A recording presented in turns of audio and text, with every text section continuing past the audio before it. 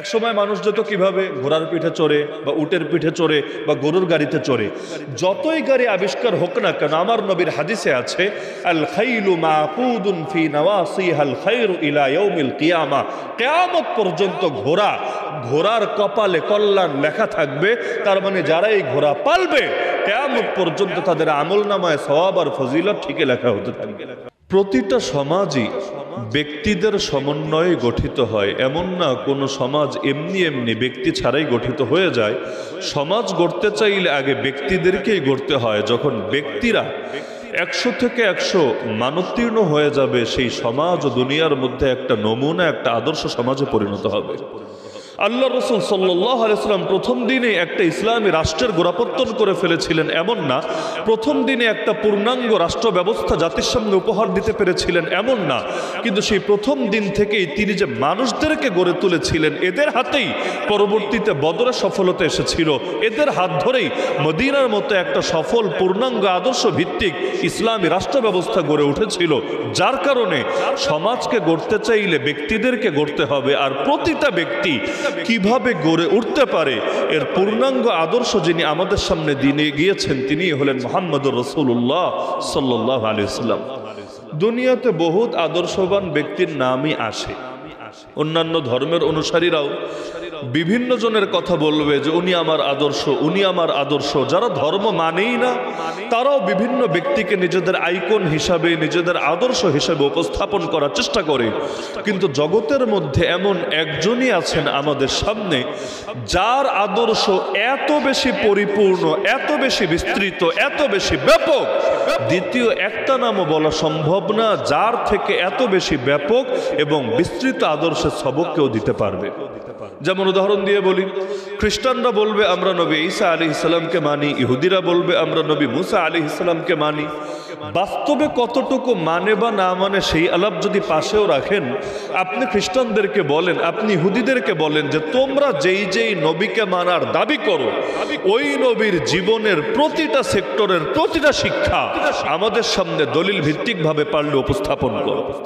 এই যে আমাদের পার্শ্ববর্তী রাষ্ট্রে মনে করেন, তারা এখন দাবি তুলছে যেটাকে একটা হিন্দু রাষ্ট্র বানাবে, রামরাজ্য বানাবে, এই বানাবে, সেই বানাবে। তাদেরকে জিজ্ঞেস করেন, আচ্ছা রামের জীবন থেকেই পারলে পূর্ণাঙ্গ আদর্শ আমাদের সামনে উপস্থাপন করো তো। পূর্ণাঙ্গ আদর্শ মানে বুঝেন, আমি কিভাবে দাঁত ব্রাশ করবো এটাও আমার নবীর জীবনে থেকে দেখানো সম্ভব নাকি সম্ভব না? আমি কিভাবে কাপড় পরবো, কিভাবে খাবো, কিভাবে ঘুমাবো, কিভাবে ইস্তেঞ্জা করবো, কিভাবে বিয়ে শাদী করবো, এমনকি কিভাবে স্ত্রীর সাথেও মেলামেশা করবো, আল্লাহর নবীর বিশুদ্ধ হাদিসের আলোকে, নবীর সিরাতের আলোকে এর দালিলিক আলোচনা এবং বিস্তারিত উদাহরণ উপস্থাপন করা সম্ভব নাকি সম্ভব না? এমন ভাবে সম্ভব, আম্মা জান আয়েশা রাদিয়াল্লাহু তাআলা আনহা, আল্লাহ রাসূল সাল্লাল্লাহু আলাইহি ওয়াসাল্লামের যিনি অন্যতম স্ত্রী ছিলেন এবং আল্লাহ রাব্বুল আলামিন যাকে নবীর পত্নী বানিয়েছিলেন, এই কারণে নবীর ঘরোয়া ইলম, পারিবারিক ইলমটাও যাতে সংকলিত হয়, সংরক্ষিত হয়, উম্মতের সামনে সেই নমুনাটাও যাতে চলে আসে। কারণ নবী বাইরে গিয়ে কি বলছেন, বাজারে গিয়ে কি করছেন, মসজিদে গিয়ে কিভাবে নামাজ পড়াচ্ছেন, এটা নয় তো অন্যরা দেখছে। তো ঘরের মধ্যে তিনি কি করছেন, বিবিদের সাথে কিভাবে কথা বলছেন, কিভাবে মেলামেশা করছেন, এটা বাহিরের লোক কিভাবে জানবে যদি না তাদের মাধ্যমে ইলমটা সংরক্ষিত হয়? আপনি ভাবতে পারেন, আম্মা জান আয়েশা রাদিয়াল্লাহু আনহা একজন নারী হওয়ার পরেও তিনি স্পষ্ট হাদিসের মধ্যে বলে দিচ্ছেন যে আল্লাহর রাসূল সাল্লাল্লাহু আলাইহি ওয়াসাল্লামের সঙ্গে যত বছর আমি সংসার করেছি, একদিন দুদিন কিন্তু না, 6 বছর বয়সে বিয়ে হয়েছে। তার যখন বয়স 9, আল্লাহ রসুল তাকে ঘরে তুলেছেন। নবীজির যখন ওফাত হয় ওই সময়ও তার বয়স 18। তো 9 থেকে নিয়ে 18 যদি ধরেন, 9টা বছর কিন্তু একেবারে কম সময় না। তিনি বলেন এই যে 9টা বছর নবীজির সঙ্গে সংসার করেছি, এর মধ্যে একটা বারও আমি তার লজ্জাস্থান দেখিনি, তিনিও আমার লজ্জাস্থান দেখেননি। এটা বলার কি দরকার? তিনি একজন নারী, নারীর জন্য তো এটা বলা লজ্জাস্কর ব্যাপার, আসলে লজ্জাস্কর ব্যাপার। কারণ এটা যখন হাদিসে সংকলিত হবে, শুধু যে নারীরা পড়বে তা তো না, নারীও পড়বে, পুরুষও পড়বে। এই যে আমি বলছি, এখানে নারীরা কয়জন আড়াল থেকে শুনছে, সামনে যারা শুনছে তারা তো পুরুষই বটে। এরপরও তিনি এটা কেন বললেন? এজন্যই বলেছেন যে আমার নবীর আদর্শ এতটা পূর্ণাঙ্গ আদর্শ যে এই ক্ষেত্রেও নবীর আদর্শ উম্মতের সামনে যাতে সুস্পষ্টভাবে সংরক্ষিত থাকে, যে স্বামী স্ত্রীর মেলামেশা তো হবে, ঠিক আছে, কিন্তু আদবের দাবি হলো, নবীর সুন্নাহর দাবি হলো যে তারা একজন আরেকজনের লজ্জাস্থান দেখবে না। আর দেখা কি নাজায়েজ? না, নাজায়েজ কোনো মৌলবী ফতোয়া দিবে না, হারাম কোনো মৌলবী ফতোয়া দিবে না। কিন্তু নবীর সুন্নাহ থেকে বরকত যদি কেউ পেতে চায়, পূর্ণাঙ্গ আশিক রাসূল যদি কেউ হতে চায়, তাকওয়ার উপর যদি জিন্দেগি সব ক্ষেত্রে আমল করতে চায়, তাহলে এই ক্ষেত্রেও নবীর সুন্নাহ তার সামনে কিয়ামত পর্যন্ত সংরক্ষিত থাকবে। তো পৃথিবীতে এমন দ্বিতীয় কার নমুনা আপনি দেখাতে পারবেন? এই বড় বড় রাজনৈতিক লিডারও যারা আছে, আপনি দেখবেন এক লাইনে তিনি হয়তো অনেক অগ্রসর, 10 জনের জন্য নমুনা হতে পারেন, বাকি আরেক লাইনে এত পচা, এত গান্ধা, এত সমস্যা যে তার অনুসারীরাও আলোচনায় আনতে চায় না। পৃথিবীতে এমন বহুত বড় বড় রাজনৈতিক লিডারও ছিল যার জীবন ইতিহাস পড়লে দেখা যায় ধর্ষণের রেকর্ডও ছিল। আর নেশা, এটা তো খুব স্বাভাবিক ব্যাপার। আজকাল তো নেশাগুলো পান্তা ভাতে পরিণত হয়ে গিয়েছে, এমনকি যাতে নেশার শব্দ থেকে বেইজ্জতির ভাবটা কমে যায় এজন্য শব্দ পাল্টাতে শুরু করেছে। অমুক মদখোর বললে কত খারাপ শোনা যায়, তো যদি বলে অমুক ড্রিঙ্কস করে, ড্রিঙ্কস মনে হয় কি জানে একটা নেক আমল করে ফেলেছে, দোজাহানের অশেষ নেকি হাসিল করে ফেলেছে, শব্দ পাল্টে দিচ্ছে। এখন আর বলে না সুদ খায়, এখন বলে ইন্টারেস্ট নেয়। কারণ সুদ খায় বললে একটু কেমন গন্ধ লাগে, আর ইন্টারেস্ট নেয় বললে একটু কেমন যেন সম্মানজনক লাগে। আল্লাহ রাসূল সাল্লাল্লাহু আলাইহি ওয়াসাল্লাম বলেন, কিয়ামতের আগে এমন এক সময় আসবে, মানুষ মদ তো ঠিকই খাবে, কিন্তু ইউসাম্মুনাহা বিগাইরি ইসমিহা, মদকে মদ বলে ডাকবে না, ভিন্ন নামে ডাকবে। এই যে মদকে অন্য নামে ডেকে নরমালাইজ করা হচ্ছে সমাজের মধ্যে, এগুলোকে প্রতিষ্ঠিত করা হচ্ছে, এই ভবিষ্যৎবাণী কিন্তু আল্লাহ রাসূলই করে গিয়েছিলেন তার সময়ে। যদি বলে অমুক ছেলে আর অমুক মেয়ে বিবাহ বহির্ভূত সম্পর্কে আছে, জিনায় আছে, জিনা, এগুলো জিনা, চোখ দিয়ে দেখলে চোখের জিনা, কান দিয়ে শুনলে কানের জিনা, মুখ দিয়ে বললে মুখের জিনা, দিল দিয়ে কল্পনা করলে দিলের জিনা, আসলটা যদি নাও করে তাও তো কোনো না কোনো অঙ্গের জিনা। যদি বলে অমুক আর অমুক জিনায় আছে, শুনতে খারাপ শোনা যায় না? এজন্যই শব্দ বলবে না, বলবে রিলেশনে আছে, বলবে ক্রাশ খেয়েছে, বলবে এই সেই, সুন্দর সুন্দর শব্দ আবিষ্কার করবে, কাজ পচাটাই থাকবে। তো শব্দ দিয়েই এটাকে মার্কেটিং করার ধান্দা করা হবে। এগুলো হচ্ছে নাকি হচ্ছে না? তাহলে একজন ব্যক্তি কিভাবে সে গড়ে উঠবে, এক্ষেত্রে পূর্ণাঙ্গ আদর্শ আল্লাহ রাসূল সাল্লাল্লাহু আলাইহি ওয়াসাল্লাম ছাড়া দ্বিতীয় কার থেকে আপনি দেখাতে পারবেন? আল্লাহ রাসূল সাল্লাল্লাহু আলাইহি ওয়াসাল্লামের এক সাহাবী ছিলেন, বৃদ্ধ সাহাবী, নাম সালমান ফারিসি রাদিয়াল্লাহু আনহু। অনেকে নাম শুনেছেন, সালমান ফারিসি রাদিয়াল্লাহু আনহু।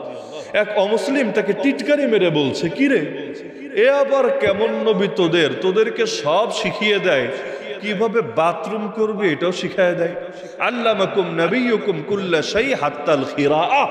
সে বলছে ভালো নিয়তে না, পচানোর জন্য, যে নবী বড় বড় কথা বলবে, বড় বড় বিষয় নিয়ে থাকবে, কে কিভাবে বাথরুম করবে না করবে এইটা আবার তার মুখে আসে কিভাবে, বলছে পচানোর জন্য।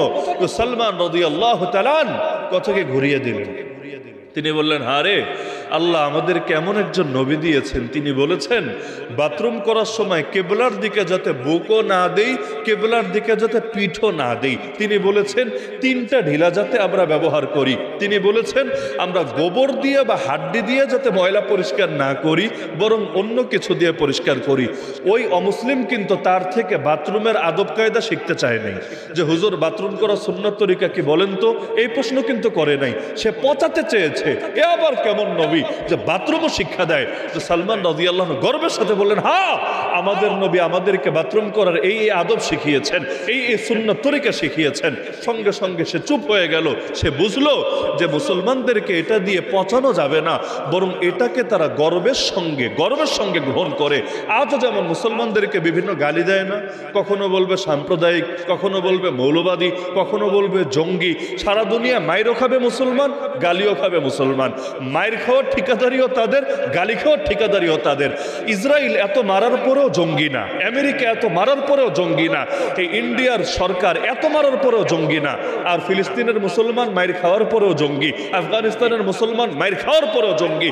এই যে সারা দুনিয়া গালিগুলো দেওয়া হয়, এখন মনে করেন আপনাকে কেউ গালি দিল মৌলবাদী, আপনি বলেন হারে আমি মূলকে আঁকড়ে থাকি বলে তাই আমি গর্বের সাথে মৌলবাদী। এটা যদি বলেন তাহলে গালি দেওয়ার ইজ্জত আর থাকবে? দ্বিতীয়বার গালি দিতেই সে চিন্তা চিন্তা করবে এই শব্দ দিয়ে গালি দিয়ে লাভ নেই, বরং এটাকে সে আর আনন্দের সাথে উপভোগ করবে। এজন্য দেখেন না, রাজাকার গালি দিয়ে দমাতে চেয়েছিল, উল্টো রাজাকার শব্দ আন্দোলনের প্রতীকে পরিণত হয়ে গিয়েছিল। হয়েছিল নাকি হয় নাই? তো সালমান রাদিয়াল্লাহু আনহু এই কাজ করলেন, তাকে পচাতে চাইল, তিনি এটাকে ইসলামের আরো পূর্ণতার আলামত হিসেবে উপস্থাপন করলেন। তো একজন ব্যক্তি কিভাবে পরিপূর্ণ হতে পারে এর শিক্ষা আলহামদুলিল্লাহ ইসলামের মধ্যে, নবী জীবনের মধ্যে পূর্ণাঙ্গভাবে আছে। হ্যাঁ, আমরা পুরোটার চর্চা করি না, এটা আমাদের ব্যর্থতা। যারা নামাজ পড়ে এসেছেন এশা, আমি যদি জিজ্ঞেস করি এশার নামাজের ফরজ কয়টা, ওয়াজিব কয়টা, সুন্নত কয়টা, ওই গুনে গুনে সবগুলো যদি বলতে নাও পারে, অন্তত মৌলিক একটা ধারণা দিতে পারবে অধিকাংশই, যে হুজুর এই নামাজ পড়ে আসলাম, সেজদা দিয়েছি, সেজদাটা ফরজ, রুকু দিয়েছি, রুকু করাটা ফরজ, এই যে দাঁড়িয়েছিলাম কেরাতের সময়, নামাজের মধ্যে কিয়াম করা বা দাঁড়ানো এটা ফরজ। এরকম সিরিয়াল বাই সিরিয়াল পারুক বা না পারুক, কিছু ফরজের নাম, কিছু ওয়াজিবের নাম, কিছু সুন্নতের নাম বলতে পারবে নাকি পারবে না?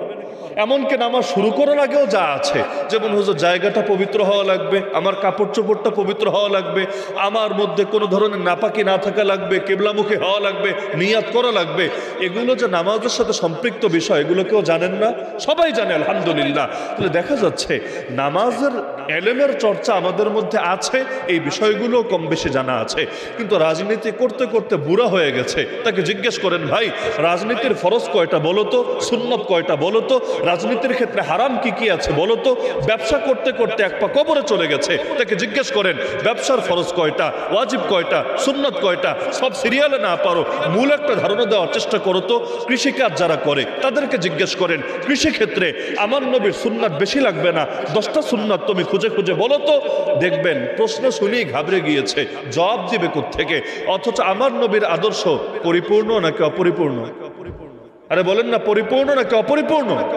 যদি পরিপূর্ণ হয় তো যেই সেক্টরগুলোর নাম আমি বললাম, এখানে নবীর শিক্ষা নাই? অবশ্যই আছে। জীবনের এমন কোন শাখা দেখানো সম্ভব না যেখানে আল্লাহর নবীর পূর্ণাঙ্গ আদর্শের শিক্ষা উপস্থাপন করা সম্ভব না।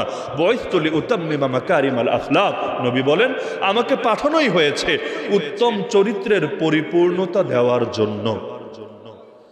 তো এখন ব্যক্তি গঠনে আমাদের গাফলতি এত বেশি, আল্লাহ মাফ করুক।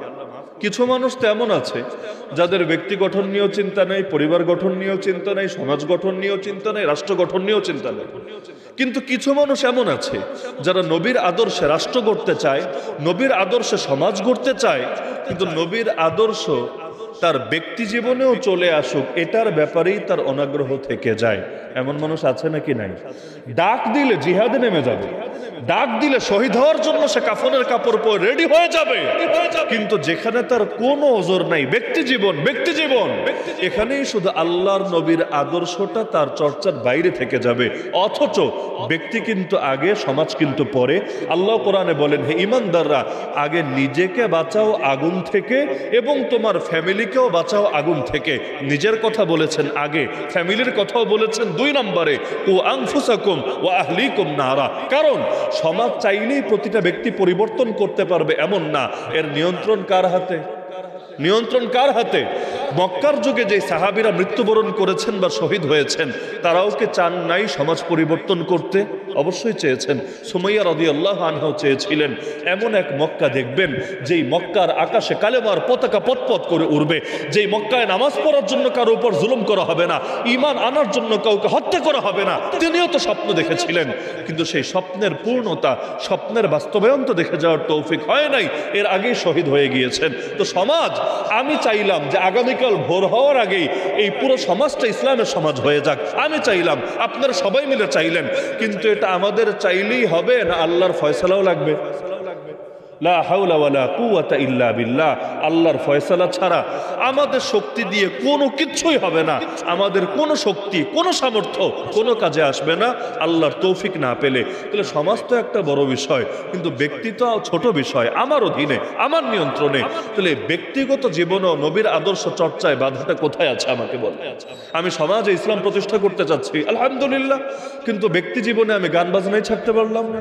ব্যক্তি জীবনে আমি পর্দাপোশিদার ব্যাপারে সেন্সিটিভ সেন্সিটিভ হতে পারলাম না, ব্যক্তি জীবনে সুদ ঘুষকে আমি লাল কার্ড দেখাতে পারলাম না, ব্যক্তি জীবনে হারাম রিলেশন আমি ছাড়তে পারলাম না, ব্যক্তি জীবনে মুখের মধ্যে দাড়িটা পর্যন্ত রাখতে পারলাম না, যে দাড়ি রাখলে আমাকে মনে হয় সুন্দর লাগবে না, অথচ এই মুখ দিয়েই বলি আল্লাহ নবীর চাইতে বেশি সুন্দর পৃথিবীতে কেউ ছিল না। নবীর চাইতে সুন্দর কেউ ছিল? আরে কেউ ছিল? এমনকি ইউসুফ আলাইহিস সালামের চাইতে আমার নবী বেশি সুন্দর ছিলেন। এজন্য হাসান বিন সাবিত বলেছিলেন, ওয়া আজমালা মিনকা লাম তালিদিন নিসাউ, আপনার চাইতে সুন্দর কাউকে কোন নারী জন্মই দেয় নাই। জন্মই যদি না দেয় আসবে কিভাবে? আপনার চাইতে সুন্দর কাউকে জন্মই দেয় নাই। আল্লাহর নবী এটা শুনে প্রতিবাদ করেন নাই, উল্টো খুশি হয়ে দোয়া করেছিলেন, হে আল্লাহ আমার হাসানকে জিবরিল আমিনের দ্বারা শক্তিশালী করেন। তাহলে আল্লাহর নবী তো এত সুন্দর ছিলেন যার সামনে আকাশের চাঁদও কিছু না। হাদিসে আছে জাবের রাদিয়াল্লাহু আনহু, এক সাহাবী যার নাম জাবের রাদিয়াল্লাহু আনহু, একদিন নবীর কাছে আসলেন রাতের বেলা। ওই রাতটা ছিল পূর্ণিমার রাত, স্বাভাবিক রাত না, পূর্ণিমার রাত। আকাশেও মেঘ ছিল না, স্পষ্টভাবে পূর্ণিমার চাঁদ দেখা যাচ্ছিল। আল্লাহ নবী তখন ঘরে ছিলেন না, ঘরের বাইরে বসা ছিলেন। তিনি এসে বলেন যে আমার চোখ একবার গেল নবীর চেহারা মোবারকের দিকে, আবার তাকালাম চাঁদের দিকে, আবার নবীর চেহারার দিকে, আবার চাঁদের দিকে, আবার চেহারার দিকে, আবার চাঁদের দিকে। তিনি বলেন বুঝে উঠতে পারছিলাম না প্রথমে আমার নবীর চেহারা বেশি সুন্দর না আসমানের চাঁদ বেশি সুন্দর। কিছুক্ষণ পর আমার দিলে সাক্ষ্য দিল, ওরে আকাশের চাঁদ, আমার নবীর সৌন্দর্যের সামনে তোমার সৌন্দর্য ম্লান, আমার নবী তোমার চাইতেও বেশি সুন্দর। তাহলে যেই রাসূল সাল্লাল্লাহু আলাইহি সাল্লাম এত বেশি সুন্দর ছিলেন, সেই নবীর চেহারায় দাড়ি ছিল নাকি ছিল না? তো দাড়ি রাখলে অসুন্দর হয় না দাড়ি রাখলে সুন্দর হয়? যখন মানলেন নবীর চেহারার চাইতে সুন্দর চেহারা কারো নাই, তার মানে দাড়িটা সৌন্দর্যের প্রতীক, এটা অসুন্দরের প্রতীক না, এটা খারাপের প্রতীক না। তাহলে দাড়ি কেন রাখে না? জবাব দিবে, ওই যাদেরকে সিনেমায় নায়ক হিসাবে দেখি ওদের মুখে তো দাড়ি নাই, খেলাধুলার মধ্যে যাদেরকে বড় বড় খেলোয়াড় সেলিব্রিটি হিসাবে দেখি ওদের মুখে তো দাড়ি নাই। তো মুখ দিয়ে বলবো আমার আদর্শ মুহাম্মদুর রাসূলুল্লাহ সাল্লাল্লাহু আলাইহি ওয়াসাল্লাম, কিন্তু আমার চুল সাক্ষ্য দিবে, আমার আদর্শ কোনো কাফের মুশরিক আমার মুখ সাক্ষ্য দেবে, আমার আদর্শ কোনো পাপিষ্ঠ আমার গা আমার জামা পোশাক সাক্ষ্য দেবে, আমার আদর্শ ভিন্ন কেউ। তো মুখে আর কাজে যদি না মেলে, এটারই তো এক ধরনের মুনাফিকি বলে। মুখে একটা কাজে যদি আরেকটা হয়, এটা তো ইমানদারি আর সততার আলামত না রে ভাই। তাহলে ব্যক্তি জীবনে বাধা কোথায়? হ্যাঁ, যদি এমন হতো বাংলাদেশে দাড়ি রাখলে ধরে ধরে জেলখানায় ভরে দিত, দাড়ি রাখলে ধরে ধরে আয়না ঘরে নিয়ে যেত, দাড়ি রাখলে ক্রস ফায়ার দিয়ে মেরে ফেলতো, যদি এমন পরিস্থিতি হতো, তাও নয় তো কেউ ওজোর হিসাবে বললেও বলতে পারতো। কিন্তু এমন কোনো আশঙ্কা আছে নাকি এই দেশে? আরে আছে। দাড়ি রাখলে খারাপ বলে? খারাপ তো বলেই না, উল্টা ইজ্জত বাড়ে। আলহামদুলিল্লাহ। বিশ্বাস না হলে রেখে দেখেন, বিশ্বাস না হলে রেখে দেখেন। ইজ্জত যদি না বাড়ে আমাকে বললেন, প্রথমে হয়তো বন্ধুরাই টিটকারি মারবে, কিরে তুইও দেখি আঙ্কেল হয়ে গেলি, তুইও দেখি মৌলবাদী মোল্লা মৌলবী হয়ে গেলি, টিটকারি হয়তো মারবে। তো দুদিন পরে দেখবেন বন্ধু মহল আপনার ইজ্জত, আপনার কথার সম্মান, আপনার মর্যাদা অন্য 10 জনের চাইতে অবশ্যই বাড়বেই বাড়বে। কারণ আমার নবীর প্রতিটা সুন্নতের মধ্যে আলহামদুলিল্লাহ বরকত আছে, সম্মান এবং মর্যাদাও আছে। আর সম্মান দেওয়ার মালিককে? মালিক যেহেতু আল্লাহ, আল্লাহর হাবিবের সুন্নতের মধ্যে সম্মান দিবেন না তো কোথায় দিবেন? এজন্যই নবীর আলোচনা আসতে গেলে এখানে শিরোনামটাও আমার ভালো লেগেছে, যে ব্যক্তি ও সমাজ গঠন উভয়টাই হাইলাইটে আনা হয়েছে। এমন যাতে না হয় সমাজ গড়তে গিয়ে ব্যক্তি গড়ার খবর নাই, আবার এমনও যাতে না হয় ব্যক্তিরা গড়তে গিয়ে সমাজও গড়ার খবর নাই। দুই লাইনে আমাদের গাফলতি আছে। কেউ ব্যক্তি নিয়ে এত ব্যস্ত সারা জীবন চলে যায় তার ব্যক্তিকে গড়ার পেছনে, সমাজ নিয়ে রাষ্ট্র নিয়ে ভাবারই তার সময় হয় না। জিজ্ঞেস করবেন কি করো? ইমান ঠিক করি। 10 বছর পর জিজ্ঞেস করবেন কি করো? আরে ইমান তো এখনো ঠিক হয় না, ইমান ঠিক করি। 20 বছর পর জিজ্ঞেস করবেন কি করো? ভাই এখনো ইমান ঠিক করি। তো ভাই এই ল্যাংরা ইমান, এই লুলা ইমান, এই ইমান নিয়ে আমি অন্য কাজ কিভাবে করতে পারি? বাকি যা আছে সমাজ ঠিক করা, রাষ্ট্র ঠিক করা, বাতিলের মোকাবেলা করা, আগে ইমান মজবুত হোক তারপর করব। কিন্তু ইমান মজবুত হতে হতে যে কবরে যাওয়ার সময় চলে এসেছে, এই খবর আর তার থাকে না। ইসলামের মধ্যে ইমানের পর সবচাইতে দামি হলো নামাজ, সবচাইতে দামি জিহাদ না, সবচাইতে গুরুত্বপূর্ণ কোনটা? নামাজ। তাহলে ল্যাংরা ইমান নিয়ে যদি নামাজ পড়া যায়, ল্যাংরা ইমান নিয়ে তো যাকাতও দেওয়া যাবে, ল্যাংরা ইমান নিয়ে তো হজও করা যাবে, ল্যাংরা ইমান নিয়ে তো রোজাও রাখা যাবে, ল্যাংরা ইমান নিয়ে তো জিহাদও করা যাবে। কারণ আমল বাদ দিয়ে ঈমানটা পূর্ণাঙ্গ হবেই বা কিভাবে? আমল ছেড়ে এমন কোনো ছুমন্ত ছু নাই যেটা দিলে ঈমান অটো পরিপূর্ণ হবে। ঈমানকে পরিপূর্ণ করতে চাইলে আমল করে করেই করতে হবে। ঈমান হালত যেমন হোক, এক সাহাবী যুদ্ধ চলাকালে ঈমান এনেছে। যুদ্ধ চলছে মুসলমান আর ইহুদিদের মধ্যে, খায়বারের যুদ্ধের কথা। ওই যুদ্ধ চলাকালে আল্লাহর বান্দা কালেমা পড়ে মুসলমান হয়েছে। মুসলমান হওয়ার আগে নবীকে জিজ্ঞেস করলি, ইয়া রাসূলুল্লাহ কি করবো আগে বলেন তো, আগে ঈমান আনবো না আগেই যুদ্ধ শুরু করে দিব? নবী বললেন, ঈমান আনো, ঈমান এনেই যুদ্ধ শুরু করো। তিনি কালেমাটা পড়লেন, কালেমা পড়েই যুদ্ধ শুরু করলেন। আল্লাহর কি আজীব কুদরত, ওই যুদ্ধেই তিনি শহীদ হয়ে গেলেন। না নামাজ পড়ার টাইম পেয়েছেন, না রোজা রাখার টাইম পেয়েছেন, না হজ যাকাত করার টাইম পেয়েছেন, না তবলিগ করার টাইম পেয়েছেন, না খানকায় গিয়ে চিল্লা লাগানোর টাইম পেয়েছেন, কিচ্ছু পারেন নাই। ওই জীবনে ঈমান এনেই যুদ্ধ শুরু, ওই যুদ্ধেই শহীদ হয়েছেন। নবী বলেন তার জন্য জান্নাত অপরিহার্য হয়ে গিয়েছে। তাহলে কি করেছে সে? এখনো কিছু করার সুযোগই পায় নাই, কিন্তু যতটুকু পেরেছে আল্লাহ তাআলা সেটাই কবুল করে তাকে নাজাত দিয়ে দিয়েছে। তাহলে আল্লাহ তাআলা তো আমলগুলোকে ওসিলা বানিয়েছেন। আল্লাহ তো যাচাই করতে চান, যাচাই। আরে আমল বেশি করলেই মর্যাদা বেশি, এমন যদি হতো অতীতের উম্মতরাই আমাদের আগে সব জান্নাত দখল করে বসে থাকতো। কারণ ওদের হায়াত বড়, আমলে বেশি। আমাদের হায়াতও কম, আমলও কম। আমল তো জাস্ট একটা ওসিলা। এই যে নবীকে আমরা পেয়েছি, এই নবী তো ওরা পায় নাই। এই নবীর উম্মত সৌভাগ্য আমরা পেয়েছি, সৌভাগ্য তো ওরা পায় নাই। আমরা নামাজ পড়ি 5 ওয়াক্ত, আল্লাহ সব দিয়ে দেন 50 ওয়াক্ত। আমরা এক লাইলাতুল কদরে ইবাদত করলে 1000 মাসের চাইতে শ্রেষ্ঠ হয়ে যায়। এই মাকাম তারা পাবে কোথায়? এজন্য সম্মান দেওয়ার মালিক, মর্যাদা বাড়ানোর মালিক কে? আমলের বিনিময়ে আল্লাহ কয় গুণ দেন? কেউ বলবে 10 গুণ, কেউ বলবে 700 গুণ, কেউ বাড়ায় বললে বলবে 49 কোটি গুণ। কিন্তু বাস্তবতা হলো আমলের প্রতিদান তো আল্লাহ দেবেন বেহিসাব। যেমন আমল করলাম 60 বছর, জান্নাতে থাকবো কয় বছর? যদি বলেন 600 বছর তাহলে বুঝলাম 10 গুণ। যদি বলেন 6000 বছর, 6 লাখ বছর, 6 কোটি বছর, তাহলেও ক্যালকুলেটরে হিসাব করে বের করবো এত গুণ। কিন্তু আপনারা সবাই জানেন এবং মানেন, একবার যদি জান্নাতে যাই আর কোনোদিন ফিরে আসবো না, আসতে চাইবো না, আল্লাহ বের করবে না।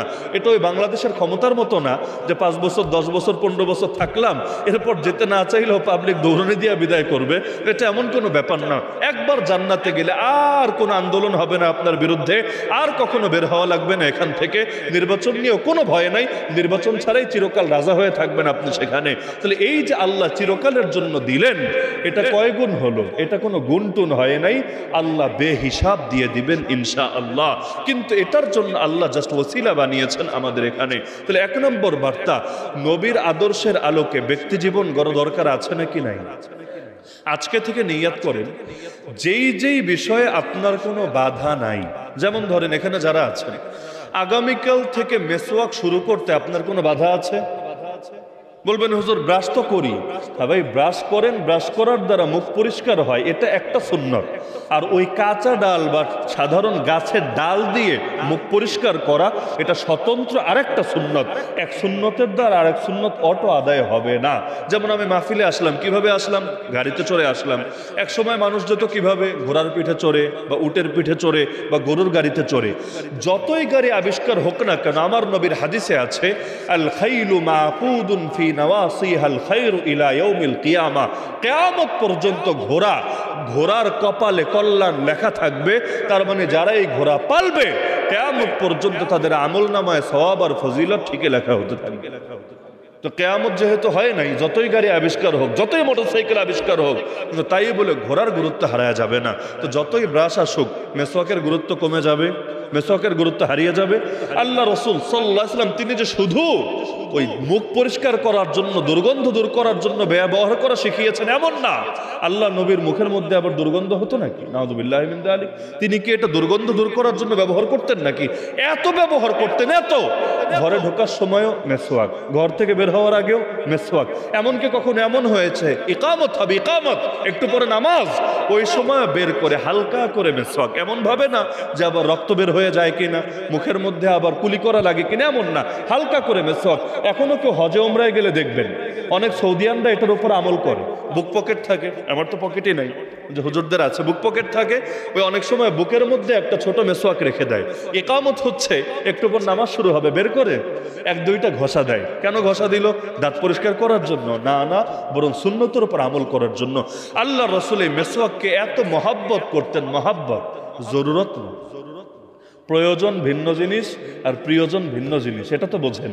প্রয়োজন ভিন্ন জিনিস, প্রিয়জন ভিন্ন জিনিস। আল্লাহ রসুল সাল্লাল্লাহু আলাইহি ওয়াসাল্লাম তিনি মেসওয়াককে জাস্ট প্রয়োজন হিসাবে ব্যবহার করতেন না, বরং প্রিয় বস্তু হিসাবে ব্যবহার করতেন। জাস্ট একটা হাদিসে যথেষ্ট এটা বোঝানোর জন্য। বুখারীতে আছে, আম্মা জান আয়েশা রাদিয়াল্লাহু তাআলা আনহা বলেন যে আল্লাহ রসুল সাল্লাল্লাহু আলাইহি ওয়াসাল্লামের শেষ বিদায়ের কথা। আল্লাহ রসুল আমার ঘরে ছিলেন, আমার রুমে। এমন সময় আমার ভাই আব্দুর রহমান রুমের মধ্যে এসে ঢুকলো, সালাম দিয়ে রুমে এসে ঢুকলো। ওই সময় আমার ভাই আব্দুর রহমানের হাতে একটা মেসওয়াক ছিল, অব্যবহৃত মেসওয়াক, এখনো কেউ ব্যবহার করে নাই, এমন একটা মেসওয়াক তার হাতে ছিল। আল্লাহ নবী সাল্লাল্লাহু আলাইহি ওয়াসাল্লাম সেই সময় তো তিনি বিশ্রামরত অবস্থায় ছিলেন, এবং শেষ সময় তো নবীজির অনেক কষ্ট হচ্ছিল। অন্য হাদিসে আছে নবীজির সামনে একটা পাত্র রাখা ছিল, যে পাত্রের ভেতরে পানি ছিল। নবীজি বারবার সেখানে হাত ঢুকিয়ে সেই পানি নিয়ে চেহারা মুছছিলেন, আর তিনি বারবার বলছিলেন, লা ইলাহা ইল্লাল্লাহ ইন্না লিল মাউতি সাকারাত, লা ইলাহা ইল্লাল্লাহ ইন্না লিল মাউতি সাকারাত। এক আল্লাহ ছাড়া ইবাদতের উপযুক্ত আর কোনো মাবুদ নাই।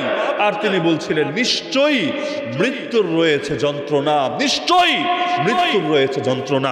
এমনকি অন্য বর্ণনায় আছে আব্দুল্লাহ বিন মাসউদ রাদিয়াল্লাহু আনহু তিনি এসে নবীকে দেখে পেরেশান, ইয়া রাসূলুল্লাহ আপনার এত কষ্ট হচ্ছে, আপনার এত যন্ত্রণা হচ্ছে, এত জ্বর চলে এসেছে। নবী বললেন, হ্যাঁ, তোমাদের দুইজনের যে কষ্ট হয় আমার একার সেই পরিমাণ কষ্ট হচ্ছে। তোমাদের দুইজনের যে কষ্ট হয় আমার একার সেই পরিমাণ কষ্ট হচ্ছে। ওয়াকু কামা ইউআকু রাজুলানি মিনকুম। আব্দুল্লাহ বিন মাসউদ অবাক হয়ে বললেন, ইয়া রাসূলুল্লাহ এটা কেন? আমাদের চাইতে আপনার সওয়াবও ডাবল। এ কারণে প্রশ্ন দেখেন, সাহাবীর বুঝ দেখেন। আমি আপনি হলে চিন্তা করতাম, ইয়া আল্লাহ নবীজির কষ্ট হচ্ছে এই সময়। কিছু বেয়াদব এমনও আছে, আল্লাহ মাফ করুন। বাংলাদেশে বহুত বুজুর্গানের দিন এমন আছেন যারা শেষ জীবনে অনেক কষ্ট করে গিয়েছেন, অনেকে আছেন। কেউ এমন ছিলেন শেষ জীবনে জবান বন্ধ ছিল, কথা বলতে পারেননি। কেউ এমন ছিলেন শেষ জীবনে নিজের ছেলেকে পর্যন্ত চিনতেন না। কেউ এমন ছিলেন ক্যান্সার বা কোনো কারণে থেরাপি নিতে গিয়ে দাড়ি ছিল না শেষ জীবনে। আমাদের উস্তাদদের মধ্যেও কেউ কেউ ছিলেন শেষ জীবনে কষ্ট করেছেন। কিছু পাপিষ্ঠ আরে আলেমদেরকে নিয়ে বেয়াদবি করে বলে, ওই পাপ বাপরেও ছাড়ে না, পাপের কারণে আল্লাহ শিক্ষা দিচ্ছে। নাউযুবিল্লাহ, নাউযুবিল্লাহ বলবেন না? অথচ তার চিন্তা করা দরকার ছিল, আল্লাহ তার বান্দাকে জান্নাতে আরো বড় মাকামে নিয়ে যেতে চাচ্ছে। আল্লাহ চাচ্ছে জান্নাতে এত বড় মাকাম দিবে, কিন্তু সারা জীবনের সব আমল জমা করলো হয়তো এতটুকু পর্যন্ত আমল দিয়ে এতটুকু পর্যন্ত আসার যোগ্য সে হয়েছে। কিন্তু আল্লাহ তো আরো বাড়ায় দিতে চায়, আরো তাকে এগিয়ে নিতে চায়। কিভাবে এগিয়ে নিবে? আল্লাহ সহজ করে দিচ্ছে, কিছু পরীক্ষা দিচ্ছেন। ওই পরীক্ষার দ্বারা কবিরা গুনাহ যদি নাও থাকে, ওই সগীরা গুনাহ জিন্দেগিতে যা আছে, এক নম্বর এগুলো ঝরে যাচ্ছে, দুই নম্বরে আল্লাহ তার বান্দাকে জান্নাতে মাকাম বাড়িয়ে দিচ্ছে। না হলে আপনি চিন্তা করেন, আরে আমি কি আর আমার পীর কি আর আমার উস্তাদ কি পৃথিবীতে সাহাবীদের চাইতে উম্মতের মধ্যে দামি কেউ হতে পারবে? আরে বলে না, সাহাবীদের চাইতে দামি কেউ হতে পারবে? ওই সাহাবীদের মধ্যে যারা আনসার সাহাবী তাদের বিশেষ মর্যাদার কথা নিয়ে তো হাদিস বলতে চাইলে 1 ঘন্টা শুধু এই সংক্রান্ত হাদিসই বলতে হবে। তার মধ্যে আবার যারা শহীদের মাকাম আর স্বাভাবিক মানুষের মাকাম সমান না বেশ কম আছে। অথচ এক সাহাবী যার নাম সাদ, বাবার নাম মুআজ, তার নাম সাদ, বাবার নাম মুআজ, তিনি শহীদ হলেন। শহীদ হওয়ার পর তার লাশ কবরে রাখা হলো, আল্লাহ নবী সেখানে উপস্থিত। এই সেই সাহাবী যার মৃত্যুর পর নবী মন্তব্য করেছিলেন, ইহতাজ্জা আরশুর রহমান লিমাউতি সাদ ইবনে মুআজ। আরে আমার সাহাবী সাদ বিন মুআজের মৃত্যুতে রহমানের আরশ কেঁপে উঠেছে। আমার আপনার মৃত্যুতে কে কাঁদবে আর কে কাঁদবে, কিন্তু তার মৃত্যুতে রহমান আরশ পর্যন্ত কেঁপে উঠেছে। অন্য হাদিসে আছে, হাযাল্লাযী তাহাররাকা লাহুল আরশ। আরে সে ওই সাহাবী যার জন্য একদিকে আরশ তো কেঁপেছে, আর একদিকে ওয়া শাহিদাহু ৭০,০০০ মিনাল মালায়েকা, ৭০,০০০ ফেরেশতা তাকে রিসিভ করতে চলে এসেছে। এত দামি সাহাবী, কিন্তু তাকে যখন কবরে রাখা হয়েছে, রাখার পর আল্লাহর রাসূল সাল্লাল্লাহু আলাইহি ওয়াসাল্লাম বলেন, বড় ভয় লাগে হাদিসগুলো বলতে, নিজেকে নিয়ে ভয় লাগে। আল্লাহ রাসূল বলেন, লাকাদ তাদায়াক আলা হাযাল আবদি সালিহ কবরুহু সুম্মা ফুররিজ আনহু। আরে এই নেককার বান্দা, এই বুজুর্গ বান্দার জন্য তার কবর একদম সংকীর্ণ হয়ে গিয়েছিল, তার কবর তাকে চাপ দিয়েছিল, এরপর তার কবরকে আল্লাহ আবারও সম্প্রসারিত করে দিয়েছেন। এত দামি সাহাবী, তারে কেন কবর চাপ দিবে? কেন চাপ দিবে আপনি বলেন? সে কি পাপী নাকি? যাকে রাদিয়াল্লাহু আনহু ঘোষণা দিয়েছেন আল্লাহ নিজে, আল্লাহর রাসূল সাল্লাল্লাহু আলাইহি ওয়াসাল্লাম যার ব্যাপারে জানাচ্ছেন ৭০,০০০ ফেরেশতা তাকে রিসিভ করতে চলে এসেছে, যার মৃত্যুতে রহমানের আরশ কেঁপে উঠেছে, তাকে আবার কবর চাপ দিবে কোন দুঃখে? কারণটা কি?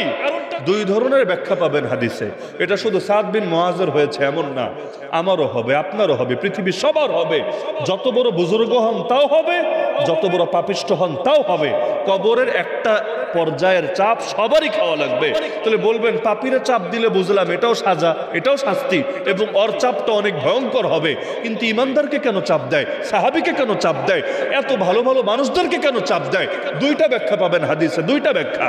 এক নম্বর ব্যাখ্যা হলো, এবং এটাই সবচাইতে প্রসিদ্ধ ব্যাখ্যা, সেটা হলো আল্লাহ তাআলা তার জিন্দেগি, এই যে বান্দার জিন্দেগিতে কিছু কিছু গুনাহ তো থাকেই, কবিরা না হলেও সগীরা তো থাকেই। আমরা গুনাহমুক্ত কে? আমরা তো আর নিষ্পাপ না, আমরা তো মাসুম না। মাসুম তো নবী, সাহাবীরাও তো মাসুম না। নবী ছাড়া কেউ মাসুম আছে নাকি? সাহাবীরাও তো মাসুম না। একমাত্র নিষ্পাপ পৃথিবীতে কারা?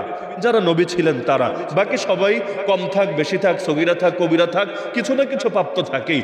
আর যদি পাপ নাও থাকে, কিন্তু আল্লাহ চান জান্নাতে মাকাম বাড়াতে, ওই যে চাপটা দেন, চাপটা দিয়ে অতীতে কিছু থাকলে এক নম্বর এইটা মুছে যায়, যদি নাও থাকে জান্নাতের মধ্যে অটো মাকাম বেড়ে যায়।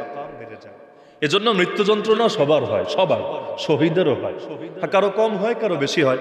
শহীদের ব্যাপারে হাদিসে আছে, তোমাদের কাউকে যদি মশা মাছি কামড় দেয় তাতে যেমন ব্যথা হয়, ধরেন একটা পিঁপড়াও যদি কামড় দেয় ব্যথা তো হয়, কম হোক বেশি হোক হয়তো। আবার অন্য হাদিসে আছে, আটা বা ময়দা যদি গোলেন, খামিরা যদি হয়, এর ভেতরে চুল পড়ে, চুল, ওই চুলটা যদি আপনি উঠাতে চান, এইখানে যেমন কষ্ট হয়, যদিও তেমন কোনো কষ্ট না, ওই যে হালকা একটু হাতটা দিলেন, একটু টানলেন, একটু বের করলেন, একজন শহীদেরও কষ্ট হয় এতটুকু। তাও নবী বলেন নাই যে কোনো কষ্ট হয় না, উদাহরণ দিয়েছেন কম কষ্টের সাথে, কিন্তু এটা বলেন নাই কষ্ট হয় না। তার মানে মৃত্যু যন্ত্রণা হবেই হবে। এজন্য কোরআনে আল্লাহ বলেন, ওয়াজাআত সাকরাতুল মাউতি বিল হক, অবশ্যই মৃত্যু যন্ত্রণা আসবে আসবে। কারো ক্ষেত্রে যদি না আসার মতো হতো, অন্তত কোন নবীকে আল্লাহ এই পরীক্ষায় ফেলতেন না। অথচ আল্লাহ রাসূলের এই হাদিস, বুখারীতে আসা হাদিস, অস্বীকার করার সুযোগ নাই। সেখানে দেখা যাচ্ছে নবীগণেরও মৃত্যু যন্ত্রণা হয়, যদিও তাদেরটা অন্যদের চাইতে আরো বেশি হয়। কেন? তাদের মাকাম আল্লাহর কাছে আরো বাড়বে এ কারণে। আমি আপনি জীবনে কি পরীক্ষা দিলাম? বেলালে হাবশির পরীক্ষার 1000 ভাগে 1 ভাগ পরীক্ষাও তো আমরা সবাই মিলে দেই নাই, দিয়েছেন? এক আবু তালেব অমুসলিম, আবু তালেবের জিন্দগিতে যে পরীক্ষা গিয়েছে, আমার আপনার মুসলমান হওয়ার পরও তো জিন্দগিতে অর্ধেক পরীক্ষাও যায় নাই। তো এই যে বেলালে হাবশির এত পরীক্ষা, সাহাবীদের এত পরীক্ষা, কেন? আল্লাহর কাছে তাদের দাম কম এ কারণে না? নাউজুবিল্লাহ, দাম কম প্রশ্ন আসে না, বরং আল্লাহর কাছে দাম বেশি এ কারণে। বলবেন দাম বেশি তো পরীক্ষা আসে কেন? জবাব সিম্পল। একটা ছেলে কেজি 1-এ পড়ে, প্লেতে পড়ে, নার্সারিতে পড়ে, ও পরীক্ষা দিতে এসেছে। আর আরেকটা ছেলে অনার্সে আছে, মাস্টার্সে আছে, ও পরীক্ষা দিতে এসেছে। দুইজনের পরীক্ষা কি একরকম হবে না আলাদা হবে?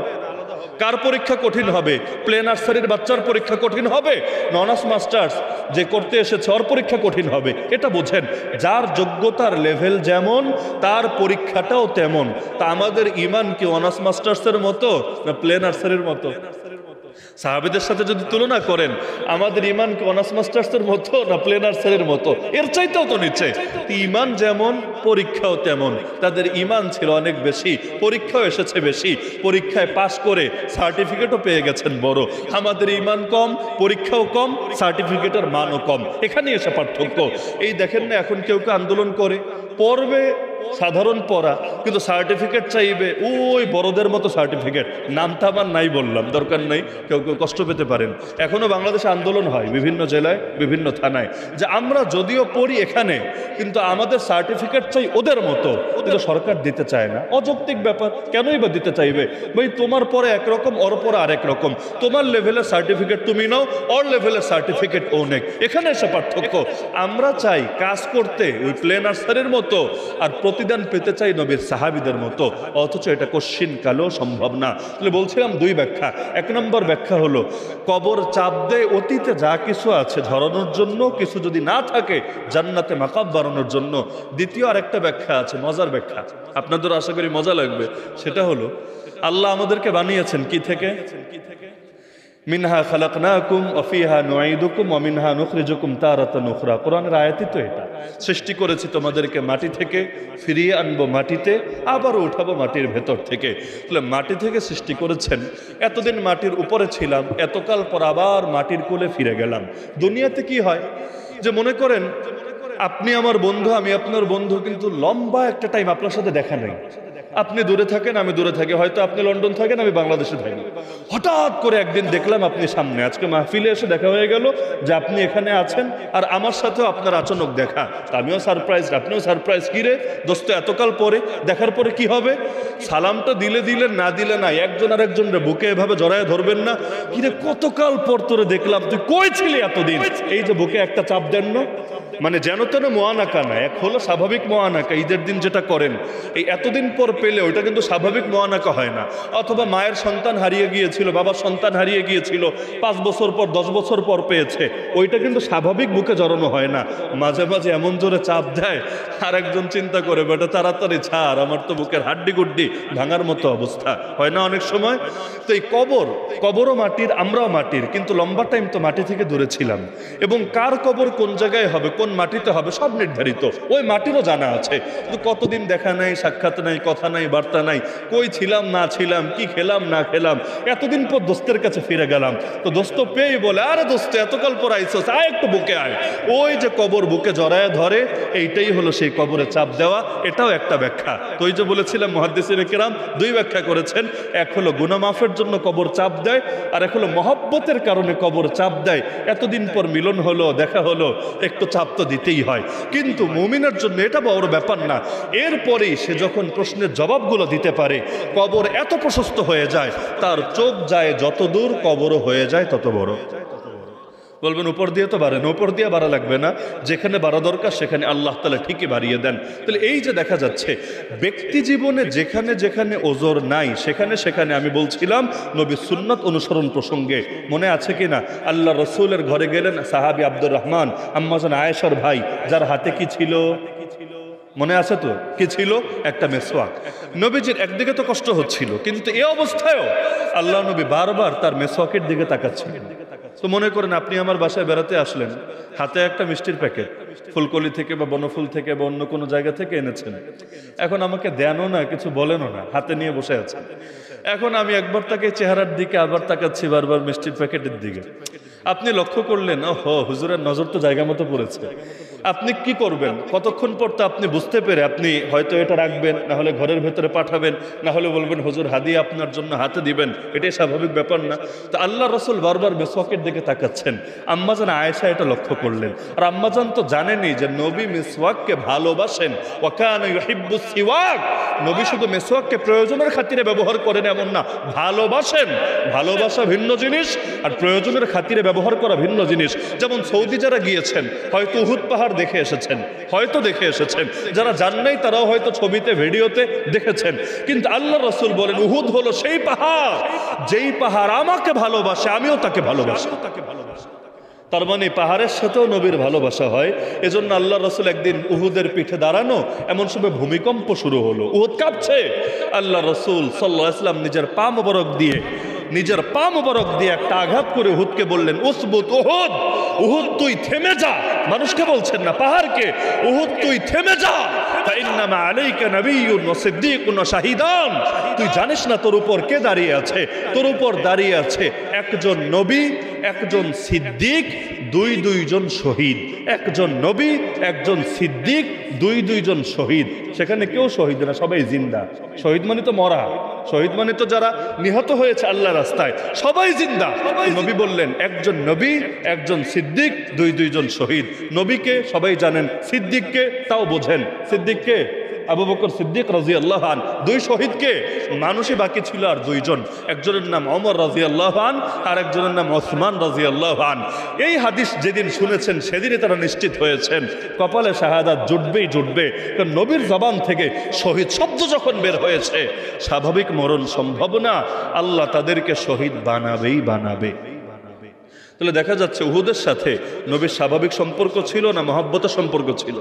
আল্লাহ রাসূল মক্কা ছেড়ে চলে যাচ্ছেন, বারবার কাবার দিকে তাকাচ্ছেন, বারবার আল্লাহ রাসূলের চোখ বেয়ে বেয়ে পানি গড়িয়ে পড়ছে। নবীজি বললেন, হে কাবা, তুমি পৃথিবীতে আমার নিকট সবচাইতে মহব্বতের জায়গা, সবচাইতে বেশি আমার কাছে প্রিয় জায়গা। আমার জাতি যদি আমাকে যেতে বাধ্য না করত, আমি কোনোদিনও তোমাকে ছেড়ে যেতাম না। কাবার বিরহে নবী কাঁদছেন। আপনি যান, হজে যান, উমরায় যান, দেখবেন বিপুল পরিমাণ মানুষ এমন যারা তওয়াফ করার সময় ফিলিংস নেই। কেন? এখন তো মাশাআল্লাহ হাতে হাতে মোবাইল, সব টাইমে কেউ সেলফিতে ব্যস্ত, কেউ লাইভে ব্যস্ত, কেউ ভিডিও করায় ব্যস্ত। এত ভিডিও দুনিয়াতে, এত ছবি, না তাতে পেট ভরবে না। হাজরে আসওয়াদে চুমু খাবে, তখনও সেলফি নেওয়ার চেষ্টা করে। মাকাম ইব্রাহিমে টাচ করবে, তখনও একদিকে হাত লাগাবে আর একদিকে এমনি করে একটা সেলফি তুলবে। আর আবেগ আসবে কোত্থেকে, আর ফিলিংস আসবে কোত্থেকে? এমনকি রওজায়ে আতহারে চান্স পেলো একদিন হয়তো গিয়ে সালাম দিবে, সালাম দেওয়ার কয় সেকেন্ড পাবে, সিরিয়ালে তো দাঁড়ানোর সুযোগ নাই। একদিকে থেকে আসবেন আর একদিকে বের হবেন, নবীরে সালাম দিবে। এতকাল দেশ থেকে সালাম পাঠিয়েছে হাদিয়া, এবার সামনাসামনি এসেছে। এখন তো দিলে সবচাইতে আবেগ আসা দরকার ছিল, এমনকি কান্নায় গলা বন্ধ হয়ে যাওয়া দরকার ছিল, কারণ সামনাসামনি দেখার আবেগ তো সামলানো যায় না। কিন্তু সেখানেও দেখবেন, আরে সালাম দেওয়ার টাইম কই, ও ব্যস্ত হলো এই যে স্মৃতিটা রাখতে হবে, ছবি তুলতে হবে, ভিডিও করতে হবে। আল্লাহ মাফ করুক। তো এই কাবার সাথে নবীর এরকম জাস্ট ফর্মালিটি সম্পর্ক ছিল না, মহব্বতের সম্পর্ক ছিল। এজন্যই মহব্বতটা ভিন্ন জিনিস, আর কোনো কাজ করা ভিন্ন জিনিস। নামাজ তো আমরাও পড়ি, নামাজের সাথে মহব্বত আছে কয়জনের? নামাজ যদি মহব্বত থাকতো, তারাবির নামাজ 10 মিনিট দীর্ঘ হলে ইমামের উপর মেজাজ গরম হতো না। আল্লাহ রসুল নামাজ পড়তে পড়তে রাতের বেলা পা ফুলে যেত, এই হাদিস জানেন না কে জানেন না? আপনার জীবনে, আমার জীবনে কবে হয়েছে?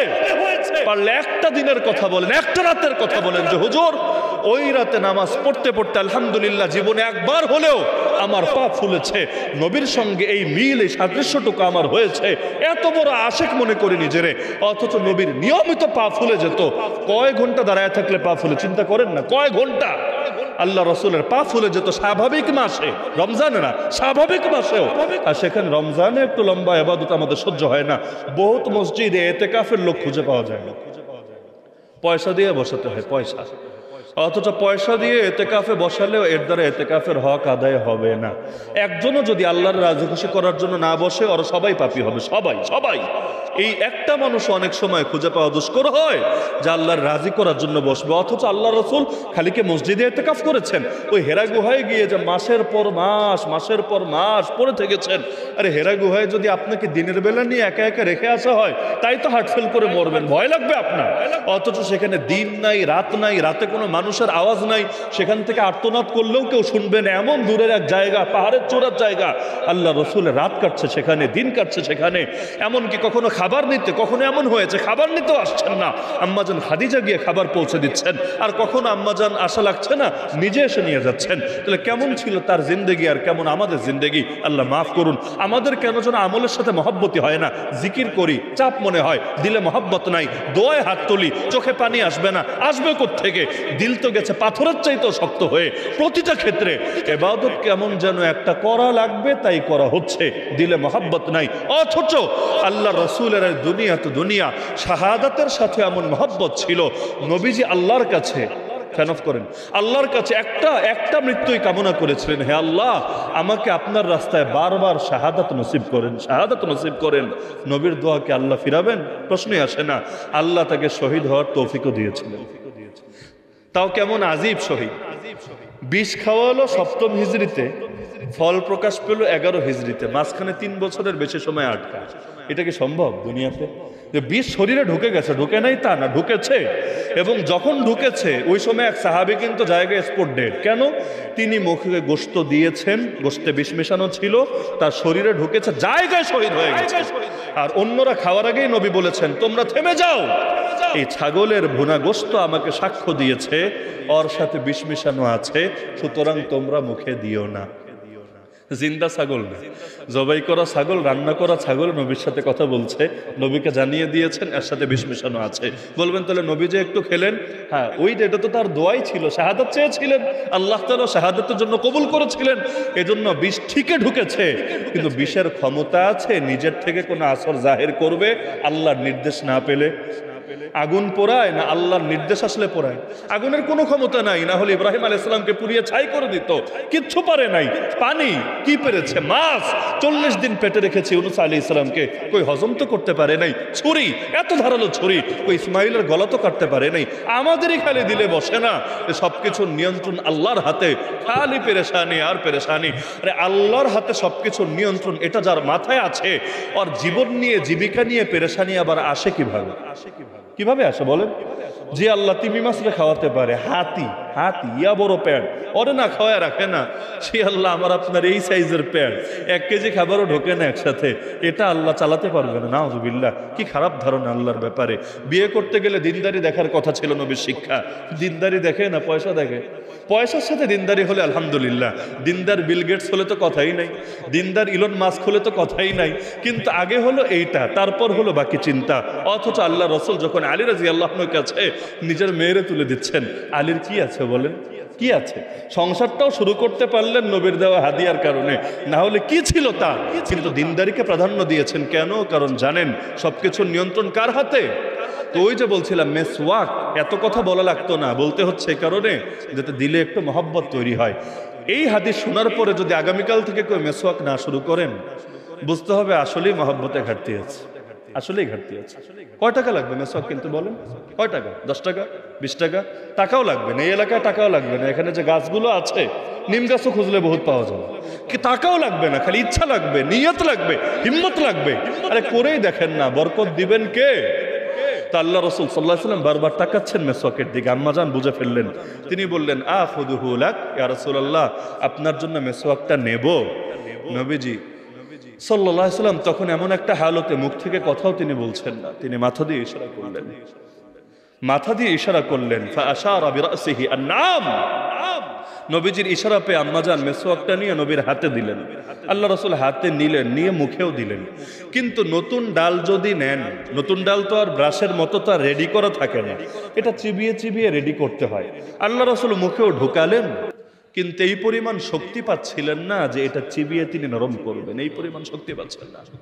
আম্মাজান দেখছেন যে নবী চাচ্ছেন মেসওয়াক ব্যবহার করতে, কিন্তু হচ্ছে না। তিনি এবার অনুমতি চাইলেন, উলাইয়িনুহু লাক, ইয়া রাসূলুল্লাহ আপনার জন্য নরম করে দেব। নবী এবার মাথা দিয়ে ইশারা করলেন, হ্যাঁ আয়েশা তুমি নরম করে দাও। আম্মাজান আয়েশা নিয়ে নিজের মুখ দিয়ে চিবিয়ে নরম করলেন, করার পর নবীজির হাতে দিলেন। নবীজি এটা পানি দিয়েও ধৌত করলেন না, পানি তো ছিলই, পানি দিয়েও ধৌত করলেন না, ওই যে আম্মাজান আয়েশা মুখ দিয়ে চিবিয়ে দিয়েছেন ওইটাই আল্লাহ রাসূল নিয়ে মুখে লাগিয়ে মেসওয়াক শুরু করলেন। আম্মাজান বলেন, আমার উপর আল্লাহ সবচাইতে বড় নেয়ামত ছিল এটা, যে একদিকে নবীজির ওয়াফাত হয়েছিল বাইনা হাকিনাতি ওয়া বাইনা যাকিনাতি, একদিকে আমার থুতনি আর আমার বুকের মাঝে, আর আরেকদিকে আল্লাহ রাসূল সাল্লাল্লাহু আলাইহি ওয়াসাল্লামের থুতু এবং আমার থুতুকে আল্লাহ একত্র করে দিয়েছিলেন তার জীবনের শেষ সময়ে। কারণ ওই যে মেসওয়াক আমি চিবিয়ে দিয়েছিলাম, এটাই তো নবীজি ব্যবহার করেছিলেন। তো জামা আল্লাহু বাইনা রিকি ওয়া রিকিহি, আল্লাহ আমার মুখের থুতু আর তার থুতুকে একত্রিত করে দিয়েছিলেন। এর চাইতে বড় নেয়ামত আমার জন্য আল্লাহর পক্ষ থেকে কি হতে পারে? আম্মাজান আয়েশা গর্বের সাথে বলছেন, তাহলে ওয়াফাতের আগেও যেই জিনিসকে মানুষ এভাবে আঁকড়ে থাকে, জরুরত তো নেই, কি দরকার এখন মেসওয়াক করা? এখন কি নামাজ পড়বেন, ওযু করবেন, কি করবেন বলেন? কিচ্ছু না। তারপর মহব্বতের খাতিরে মেসওয়াক করছেন। আজকে থেকে নিয়াত করেন, হাত তুলে নিয়াত করেন, আগামীকাল থেকে মেসওয়াক শুরু করবো ইনশাআল্লাহ। বলবেন হুজুর দুনিয়া তো আগায় গেল, আপনি আছেন এক মেসওয়াক নিয়ে। আরে ভাই, নবীর সুন্নতগুলোকে ছোট মনে করার কারণেই আমাদের ভেতর থেকে বরকত হারায় গেছে। ছোট জিনিসের মধ্যেই নবীর সুন্নত আগলে ধরতে পারি না, বড় জিনিস আগলে ধরবো কিভাবে? ছোটগুলোতেই পারি না। আল্লাহ মাফ করুন। বিয়াতে আসল দিনদারি চিনবেন এই সমাজে। বিয়েতে দেখবেন নামাজ পড়ে, রোজা রাখে, মাঝে মাঝে হয়তো তাবলিগও করে, পিসাবেরও হয়তো মুরিদ, ওয়াজ মাহফিলও শোনে, সব ঠিক। তো তার বিয়েতে গেলে সন্দেহে পড়বেন এটা কি কোনো মুসলমানের বিয়া না কোনো হিন্দুর বিয়া? কি হয় না? কি হয় না? হয় নাকি হয় না? কি হবে এত দিনদারি দিয়ে? যেই নতুন জীবন তুমি শুরু করতে যাচ্ছ, একবার তো তোমার চিন্তা করা দরকার ছিল, এই জীবনে আল্লাহ যদি সুখ না দেয়, শান্তি না দেয়, আমার ইহ জনমটাও বরবাদ হবে, বরবাদ। কারণ বউ যদি ভালো কপালে না জোটে, কি যে অশান্তি হয়, এটা এই পরিস্থিতিতে যে পড়ে নাই আরে বোঝানো সম্ভব না। এজন্য বিয়ে করার পর দোয়া কি? দোয়াও কিন্তু বরকতের দোয়া, বারাকাল্লাহু লাকা ওয়া বারাকা আলাইকা ওয়া জামা বাইনাকুমা ফি খাইর। তো বরকত কার হাতে? আরে বরকত কার হাতে? তা আল্লাহ বেশি বরকত দিলে, বেশি গান বাজনা করলে, বেশি গায়ে হলুদ দিলে, বেশি যৌতুক নিলে, বেশি ফ্রি মিক্সিং নারী পুরুষ একসাথে বসে আড্ডাবাজি করলে আল্লাহ বরকত দিবে? নাউযুবিল্লাহ। নতুন জীবন শুরু করতে যাচ্ছে, দরকার ছিল বেশি ভয় থাকবে দিলের ভেতরে। কই চাকরির ইন্টারভিউ দিয়ে এসে তো ঠিকই নামাজ পড়ে আবার আল্লাহর কাছে দোয়াও করে, আল্লাহ ইন্টারভিউ দিছি, এইবার তুমি পাস করার ব্যবস্থা করে দিও। ভিসার জন্য সাক্ষাৎকার দিয়ে এসে কি পরিমাণ দোয়া চাই আমাদের কাছে, হুজুর লন্ডন যাওয়ার ট্রাই চলছে, কানাডার প্রসেস মোটামুটি কমপ্লিট হয়েছে, বাকিটা আল্লাহর হাতে দোয়া করে দেন যাতে আল্লাহ কবুল করেন। তো ওইখানে তো নতুন জীবন শুরু করার আগে খুব হুজুর, খুব দোয়া, খুব নামাজ। তো বিয়ে তো এর চাইতেও গুরুত্বপূর্ণ ব্যাপার ছিল, কিন্তু তখন এটা মনে থাকে না। আল্লাহ মাফ করুক। এই বাংলাদেশের ঘটনা, এক লোক ঋণে আক্রান্ত ছিল, ঋণের বোঝা সইতে না পেরে সুইসাইড করলো, আত্মহত্যা করলো।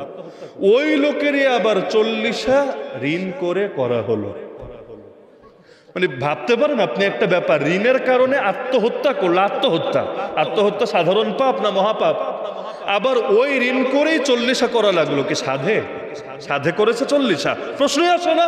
ওই ফ্যামিলিকে জিজ্ঞেস করলে হয়তো শুনবেন, এলাকার মোড়ল, এলাকার মাতব্বর, অথবা আত্মীয় স্বজন, অথবা অন্য পাড়া প্রতিবেশী, এদের এমন চাপে পড়েছে মান ইজ্জত বাঁচানোর জন্য ঋণ করে হলেও এখন মানুষকে খুশি করতে হচ্ছে। অথচ এক প্লেট বিরিয়ানি না খেলে কি হবে? ও না খায়া মরবে না? স্বাস্থ্য কমবে না? কি ক্ষতিটা হবে? কিন্তু নিজের এক প্লেট খাওয়া বড় কথা না, কিন্তু এই জাহেলিয়াতে নব্য সংস্কৃতি ঠিকিয়ে রাখার জন্য সে একটা মানুষকে নিয়ে পর্যন্ত, একটা মরা মানুষকে নিয়ে পর্যন্ত তামাশা করছে। আল্লাহ মাফ করুক আমাদেরকে।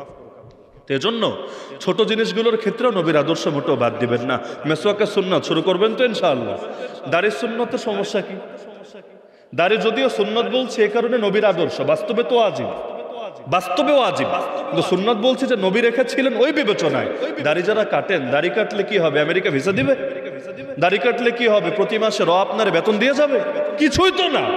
কি দরকার রে ভাই নবীর সুন্নাতে খুঁট চালানো? চিন্তার বিষয় কি জানেন? আজকে যদি আপনার মরণ হয়, আজকে যদি অবস্থায় মরণ হয়, কবরে গিয়ে তো নতুন দাড়ি গজাবে, তাই না? নতুন দাড়ি গজাবে না কবরে? যদি না গজায়, কিয়ামতের দিন তো ওই মুখটা নিয়ে নবীর সামনে দাঁড়াতে হবে, অন্য কোনো চেহারা তো না, ওই চেহারাটা নিয়েই তো নবীর সামনে দাঁড়াতে হবে। কোন মুখ নিয়ে দাঁড়াবেন? কোন মুখটা নিয়ে দাঁড়াবেন? নবীর উম্মতের সাথে কি আপনার সাদৃশ্য আছে? আল্লাহ রসুলকে আপনার উপর খুশি হয়ে হাউজে কাউসারের পানি আপনার মুখে তুলে দেবে, নাকি সেদিন আল্লাহ রসুল আপনাকে এটার জন্য ধিক্কার দিবে, এটার জন্য নিন্দা জানাবে? একবার কি বিবেককে জিজ্ঞেস করা দরকার না? যারা দাড়ি কাটে তারাও একদিন দাড়ি রাখার স্বপ্ন দেখে। কবে? মেয়ে বিয়ে দেওয়ার পরে। কবে? হজ করে আসার পরে। কবে? বয়স 60 হওয়ার পরে। কবে? চুলটুল সব পাকার পরে। এইরকম নিয়ত সবারই থাকে। ভাবটা এমন, আল্লাহর সাথে চুক্তি করে এসেছে এই কয়দিন ওর হায়াত ঠিক থাকবে। আরে দাড়ি কাটোতে এমন গুনাহ, ধরেন জিনা 10 মিনিট করলো 10 মিনিট পাপ, চুরি 20 মিনিট করলো 20 মিনিট পাপ, কিন্তু দাড়ি যতদিন পর্যন্ত না গজাচ্ছে তো ওই পাপের মধ্যেই তো আছে। 1 সেকেন্ডের জন্য তারা খালি খুঁটটা যখন চালাচ্ছে তখনই পাপ হচ্ছে, নাকি পুরোটাই মিশে পাপের মধ্যে আছে? তার মধ্যে তো আল্লাহ রসুলের উল্টা চিত্রটা দেখা যাচ্ছে। অথচ মক্কার মুশরিকদেরও দাড়ি ছিল। মুমিন তো মুমিন, মক্কার মুশরিকদেরও দাড়ি ছিল। মাঝে মাঝে অবাক লাগে, মক্কায় মুশরিকরাও মিথ্যা বলতো না। আবু সুফিয়ান, আবু জাহাল মারা যাওয়ার পর যুদ্ধে নেতৃত্ব দিত। সম্রাট হিরাক্লিয়াসের সামনে গিয়ে সে বলল, মিথ্যা বলার একটা চান্স ছিল, তাও আমি বললাম না। কেন? যে আমার লোকেরা আমাকে আর নেতা মানবে না, কারণ কোনো মিথ্যাবাদী নেতা হতে পারে এটা তারা কল্পনাই করতে পারে না। আল্লাহ মাফ করুন। তাহলে মক্কার মুশরিকরাও মিথ্যা বলতো না যে মানুষ তাদের নেতা মানবে না, অথচ এই বাংলাদেশে মিথ্যা না বললে নেতাই হওয়া যায় না। নির্বাচন আসলে কার চাইতে বেশি যে কে মিথ্যা বলতে পারে, কে মানুষকে বেশি বেশি মিথ্যা বলে এবং এমন স্মার্ট ভাবে মিথ্যা বলবে পাবলিক যাতে এটা সত্য মনে করে। ধরেন দিলের মধ্যে যাই থাকুক বলবে আমারে ভোট দাও, নির্বাচনে পাশ করলে মদিনা সনদ দিয়ে দেশ চলবে। দিলের মধ্যে মদিনা সনদও নাই, মক্কা সনদও নাই, তয়েফ সনদও নাই। দিলে হয়তো আছে দিল্লি সনদ, কিন্তু মুখ দিয়ে বলবে মদিনা সনদ দিয়ে দেশ চলবে। পাবলিক বলবে মাশাআল্লাহ, যুগের রাবে অবশ্যই পাওয়া গেছে। কেমন হয় নাকি হয় না? আল্লাহ মাফ করুক। তো সুতরাং এই মিথ্যা বলাটা এমন জিনিস যেটা মক্কার মুশরিকরাও করতো না, কিন্তু আমরা মুসলমান। এজন্য নবীরা জিজ্ঞেস করা হয়েছিল, মুসলমান চুরি করতে পারে? নবী বলেন হ্যাঁ, কখনো হতে পারে। মুসলমান জিনা করতে পারে? কখনো হয়ে যেতে পারে মুসলমানের দ্বারা। মুসলমান কি মিথ্যা বলতে পারে? প্রশ্নই আসে না। মুসলমান মিথ্যা বলতেই পারে না। এজন্য মুনাফিকের 1 নম্বর আলামত কি? হাদিসে আছে কিন্তু মুনাফিকের 3টা আলামত। নবীজি বলেন 1 নম্বর আলামত কি বলেছেন? কথা বললে মিথ্যা বলে, ইদা হাদ্দাসা কাযাবা। আল্লাহ মাফ করুক। ওই আলামত দেখলে আমাদের কতজন ধরা খাবে এ কারণে আমার 1 নম্বর বার্তা, আসেন না ব্যক্তি জীবনে নবীর আদর্শ মানার চেষ্টা করি। 100% যদি নাও পারি, অন্তত যতটুকু বাহ্যিকভাবে বেশভূষা দেখা যায়, ওয়াহিব্বুস সালিহিনা ওয়া লাস্তু মিনহুম লাআল্লাল্লাহু ইয়ারযুকুনি সালাহা, বাহ্যিক ক্ষেত্রে নবীর সাদৃশ্য অন্তত কায়েম করি না। দিলটা হয়তো একদিনে চেঞ্জ হবে না, কিন্তু জাহেরটা ঠিক করলে একসময় বাতনও ঠিক হয়ে যাবে ইনশাআল্লাহ। আমি আপনাদেরকে উদাহরণ দিয়ে বলি, এখানে যারা শার্ট প্যান্ট পরে আছেন না, পরীক্ষা করার জন্য, জাস্ট ভিন্ন কিছু না, পরীক্ষা করার জন্য কালকে জুব্বা গায়ে দিবেন, মাথায় একটা পাগড়ি পরবেন, এরপর রাস্তায় নামবেন। এরপর দেখবেন আপনার দিলের মধ্যে কোনো পার্থক্য অনুভব করেন কিনা।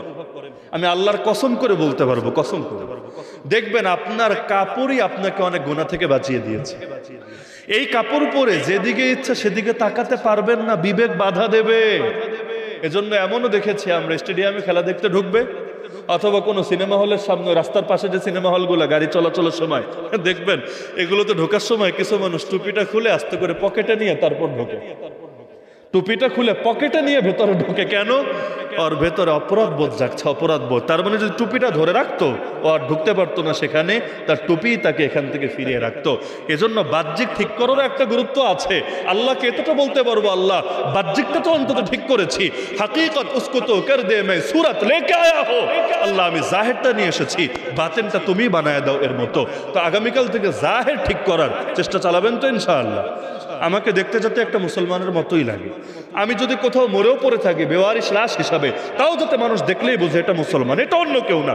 ওরা জানাজা দিতে হবে, ওরা মুসলমানের কবরস্থানে দাফন করতে হবে, এতটুকু অন্তত আপনাদের থেকে আশা করা যায় তো ইনশাআল্লাহ।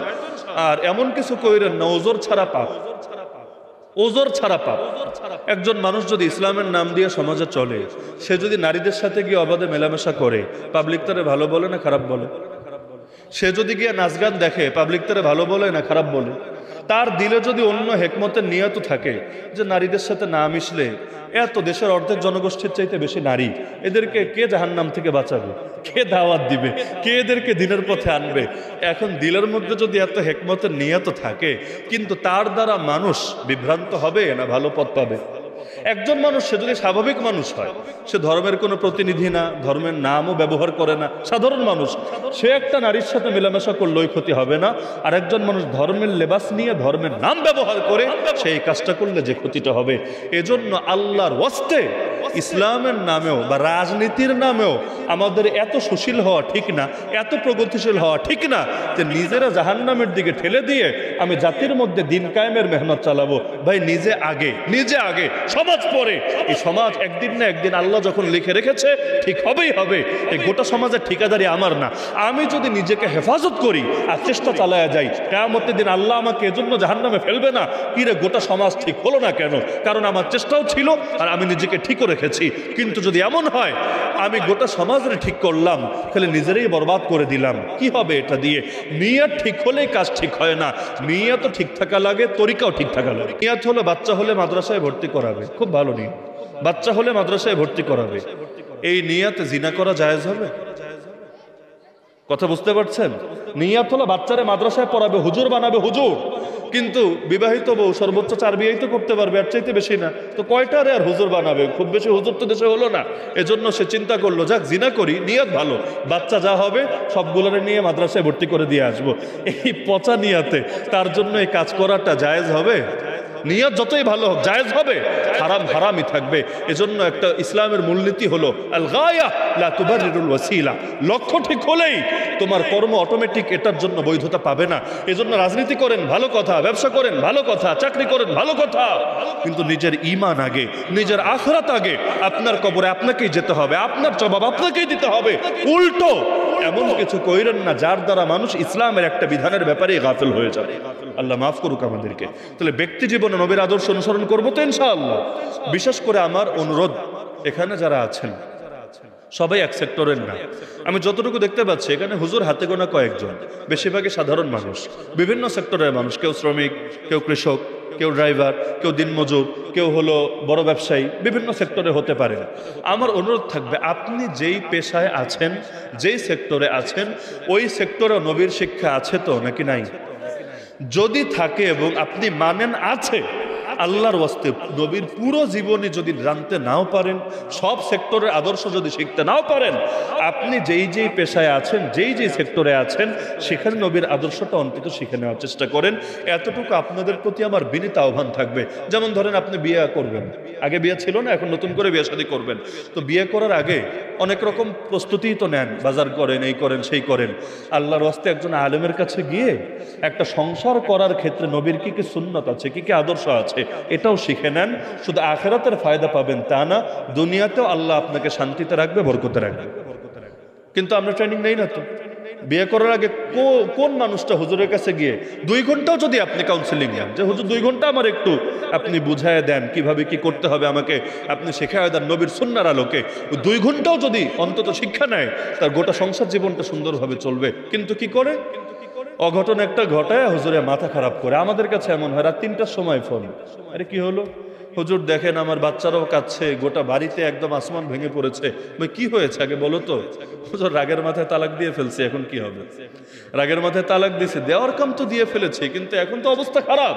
এখন কিভাবে বাঁচাবেন আপনি বলেন? পয়সা যত লাগে দিব, কিন্তু কিভাবে বাঁচাবেন আপনি বলেন? ভাবটা এমন, সে পয়সা দিলে স্পেশাল ফটো ডাউনলোড করা যাবে আসমান থেকে, 5G স্পিডে আসমান থেকে স্পেশাল ফটো আনা যাবে তার জন্য।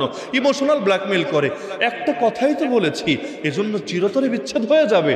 অথচ সংসার শুরুও হয়েছিল কিন্তু একটা কথা দিয়েই, ভিন্ন কিছু না। এক কথা দিয়ে শুরু আর এক কথা দিয়ে শেষ। যা দিয়ে শুরু তা দিয়েই তো শেষ। আর রাগের মাথায় তালাক দেয় না তো কি খুশির মাথায় তালাক দেয় নাকি? তালাক তো রাগের মাথায় দেয়, এইটা আলাদা করে আবার বলার কি আছে? কিন্তু এই সবকটা যদি আগে পেত, তাহলে তালাক দিলে অন্তত ইসলামী রুলস অনুসারে দিত। ইসলামের নিয়ম হলো যদি তালাক দিতেও হয়, একেবারে অপারগ যে দিবেই দিবে, তো একসঙ্গে 3 তালাক দেওয়া ইসলামের শিক্ষা না। ইসলামের শিক্ষা হলো তুমি তালাক দিবা একটা করে, তাও কখন? মাসিক চলাকালে কোনো তালাক হবে না। তাহলে তালাক হবে কখন? যখন পবিত্রতার দিন চলে, তার মাসিকের দিন না, ওই সময়ে তুমি তালাক দিবা। হ্যাঁ, মাসিকে দিলে কি কার্যকর হবে না? কার্যকর হবে, তবে এটা ইসলামী আদর্শ হবে না, আদর্শের খেলাফ হবে। তাহলে এখন মনে করেন তার সাথে ঝগড়া হলো, এখন সে চিন্তা করছে আচ্ছা পবিত্রতার দিনে তালাক দিব, তো ভালো কথা, এখন একটা তালাক দিল। সে যদি একটা তালাক দেয়, সুস্পষ্ট ভাষায় তালাক দেয়, তার হাতে অন্তত 3 মাস, 3টা মাসিক তার হাতে সময় থাকবে। এই 3 মাসিকের মধ্যে সে চাইলে স্ত্রীকে ফিরায় আনতে পারে। আলাদা বিয়ে শাদিও লাগবে না, আলাদা বিয়ে শাদিও লাগবে না। জাস্ট স্ত্রীর সাথে স্বামী স্ত্রী সুলভ মেলামেশা সম্পর্ক, অথবা মুখ দিয়ে যদি বলে উইথড্র করলাম, তোমার সাথে স্বাভাবিক সম্পর্ক রাখলাম, বেশ শেষ। ওই একটা বরবাদ হয়ে যাবে, সামনে আর 2টা তার স্টকে জমা থাকবে। আরও কখনো যদি রাগের মাথায় দেয়, আরেকটা দিল, ওইটাও যদি সে মনে হয় যে না এইটা উঠায় নিব, 3 মাস 3 মাসিক তার হাতে আছে, এর ভেতরে সে চাইলে এটা উঠায় নিল। এরপর যদি মনে হয় না এটা এমন বউ আর চলবে না, তাহলে 3 নম্বর বারে গিয়া সে হয়তো চূড়ান্তটা দিল। আর যদি মনে হয় না একবারেই সব শেষ করব, তো একটা দিয়ে রাখো না। একটা দিয়ে যদি 3 মাসিকের মধ্যে নাও ফিরা, আলাদা হয়ে গেছে, 1 বছর হয়ে গেছে, 2 বছর হয়ে গেছে, কিন্তু এখন মন চাচ্ছে এখন ফিরাবো, তাও কিন্তু নতুন করে মোহর ঠিক করে সাক্ষী ডেকে বিয়ে শাদী যেভাবে পড়ায় এভাবে তাকে কিন্তু সুন্দরভাবে বিয়ে করে আনার সুযোগ আছে। একটা দিয়ে রেখে দিলে কিন্তু এটা করতে পারতো, কিন্তু দেওয়ার সময় তো আর কম দেয় না, ভান্ডারে যা আছে সব দেয়। কখনো বলে হুজুর 1 কোটি তালাক দিয়েছে, 1 কোটি। বলতে তোর কম নাই, যা আছে ভান্ডারে সব দিয়ে দিয়েছে, এখন আর আফসোস করে কি লাভ হবে, আল্লাহ মাফ করুক। তো এখন দেখা যাচ্ছে আবার ওই গ্রামে অনেকে বুদ্ধি দেয় যে দিছো তো দিছো, যা হওয়ার হয়ে গেছে, এবার কারোর সাথে একদিন রাইখা তারপর আবার ফিরে আনার ব্যবস্থা করো, হিল্লা বিয়ে, নাউযুবিল্লাহি মিন যালিক। কেউ কেউ প্রচার করার চেষ্টা করে এটা নাকি ইসলামের বুদ্ধি, ইসলামের শিক্ষা নাকি এটা, যে স্ত্রীর 3 তালাক দিলে হিল্লা বিয়া করতে হবে, এটা নাকি ইসলামের শিক্ষা। অথচ ইসলামের কথা হলো লাআনাল্লাহুল মুহাল্লিলা ওয়াল মুহাল্লাল লাহু, যে হিল্লা বিয়ে করে আর যার জন্য করে উভয়ের উপর আল্লাহ লানত পড়ে, আল্লাহ লানত। এটা ভালো কোনো ব্যাপার না। হ্যাঁ, যদি স্বাভাবিক প্রক্রিয়া হয়, কোনো চুক্তি নাই, কোনো ইঙ্গিত নাই, কোনো কথা নাই, এমনি বউ ঘরে বসে থাকবে, তার এক জায়গায় গিয়ে সে বিয়ে বসেছে, ওই স্বামী এমনি মরে গেছে, কেউ খুন করে নাই, এমনি মরে গেছে, অথবা তার সাথেও বনে না, কারণ মহিলার খাসলত মাশাআল্লাহ, যেখানে যায় সেখানেই আগুন, এখানে থাকলে এখানে আগুন, ওখানে গেলে ওখানে আগুন, তো ওই জায়গায় রাগের মাথায় সে তালাক দিয়েছে, কোনো চুক্তি নাই, কোনো কন্ট্যাক্ট নাই, কোনো ইঙ্গিত নাই, পয়সা পাতিরও লেনদেন নাই, এমনি দিয়েছে। 6 মাস পরে দেখ, 1 বছর পরে দেখ, আর ইদ্যত শেষ হয়েছে, এরপর চাইলে সে ফিরাতে পারে। কিন্তু এটাকে এখন চুক্তি বানিয়েছে, চুক্তি। অনেক এলাকায় এই ব্যবসা ভালো চলে, কিছু লোকও রেডি থাকে, তারা হিল্লা বিয়া করতে রেডি আছে। ওই ছাগলের যেমন সার্ভিস লাগলে বিভিন্ন এলাকায় পাঠার কাছে নিয়ে যায়, এরপর পয়সা দিয়ে পাঠার থেকে সার্ভিস আনে, কিছু এলাকায় হিল্লা বিয়া করে এমন কিছু ফাজিল আছে, এদের কাজই হলো এটা। এরাও খুশি যে 1 রাত 2 রাত থাক, তারপর তুমি তোমারটা নিয়ে যাও, তোমার সম্পদ তুমি বুঝে নাও, আল্লাহ মাফ করুক। অথচ যে করছে, যার জন্য করা হচ্ছে, উভয়ের উপর আল্লাহ লানত বর্ষিত হচ্ছে। তাহলে সে যদি বিয়ের আগে সবকটা নিত, রাগের মাথায় কিন্তু অঘটনটা ঘটাতো না। এজন্য আপনাদের হাত জোর করে অনুরোধ করি, যে যেই পেশায় আছেন, নবীর সুন্নাতটা, নবীর আদর্শটা শিখে নেবেন তো ইনশাআল্লাহ, নেবেন তো ইনশাআল্লাহ। দ্বিতীয় পয়েন্টে আমার অল্প কয়েকটা বার্তা, এরপর আলোচনা শেষ। তাহলে এটা বুঝলাম ব্যক্তি গঠন, হুজুর তাহলে সমাজ গঠন কিভাবে হবে? ব্যক্তি গঠন বুঝলাম, সমাজ গঠন কিভাবে হবে? 1 নম্বরে ব্যক্তি ঠিক হলে সমাজ ঠিক করে এমনি সহজ হবে। 2 নম্বর কথা হলো ইসলামী সমাজ অবশ্যই মসজিদ ভিত্তিক সমাজ হতে হবে, নবীর শিক্ষা এটাই। আল্লাহ রাসূল মক্কা থেকে হিজরত করে মদিনায় যাচ্ছিলেন, মাঝখানে একটা জায়গায় যাত্রা বিরতি দিয়েছিলেন। আপনারা নাম বলতে হবে, যেহেতু কুইজ প্রতিযোগিতা, এটা সিরাতের, আপনাদের থেকেও কিছু জ্ঞান কতটুকু রপ্ত করলেন জানা দরকার আছে। নবী ডাইরেক্টে মদিনায় গিয়ে পৌঁছেন নাই, কয়েকদিন একটা জায়গায় যাত্রা বিরতি দিয়েছিলেন। সেই জায়গার নাম কি? সবাই বলেন, সবাই সবাই কুবা। জায়গার নাম কি? মুখস্থ করে ফেলেন, জায়গার নাম কি? কুবা। কারো যদি হজে যাওয়ার সুযোগ হয়, উমরায় যাওয়ার সুযোগ হয়, মসজিদে কুবায় গিয়ে অন্তত 2 রাকাত নামাজ পড়ে আসবেন, আল্লাহ তাআলা অনেক সওয়াব আপনাকে দিবেন। এটা নিয়ে হাদিস ও স্বতন্ত্র হাদিস ও ফজিলত বর্ণিত আছে, ইবনে মাজার হাদিস। তাহলে এই যে কুবা, কুবায় গিয়ে আল্লাহ রাসূল জাস্ট কয়েকদিন যাত্রা বিরতি করছেন। কুবায় ঘাঁটি গাড়বেন এমন না, কুবাকে রাষ্ট্র বানাবেন এমন না, যাত্রা বিরতি। কিন্তু ওখানেও নবীজি একটা কাজ করেছেন। কি কাজ বলতে পারবেন? মাশাআল্লাহ, কি কাজ? মসজিদ নির্মাণ করেছেন সেই কুবায়। এরপর মদিনায় গেলেন, সেখানে গিয়েও আল্লাহ রাসূল মসজিদ নির্মাণ করলেন।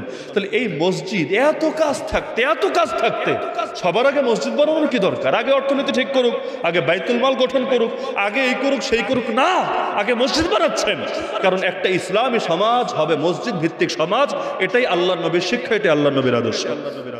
এজন্যই জামাত নামাজের একটা গুরুত্ব কিন্তু এখানে। সুন্নত নামাজগুলো ঘরে পড়ে উত্তম, যদি আমরা পড়ি না, এবং আমরা এই ফতোয়া বা এটাতে আপনাদেরকে উৎসাহিত করি না। কেন জানেন?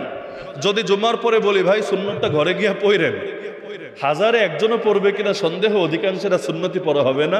এজন্য আমরা বলি যেহেতু এসেছেন পড়ে যান, না ইমামার চাইতে কানামামত অন্তত ভালো। কিন্তু সুন্নত নামাজ, নফল নামাজ, ওয়াজিব নামাজ, এই নামাজগুলো কোথায় পড়া উত্তম? ঘরে, যাতে করে ঘরও জিন্দা থাকে। না হলে ঘর শয়তানের আখড়া হয়ে যায়, ঘরে বরকত কমে যায়, ঘরে জিনদের উৎপাত বেড়ে যায়, বহু ঝামেলা আছে। তো ঘরেও যাতে বরকত জারি থাকে। কিন্তু ফরজ নামাজটা কোথায় পড়া উত্তম?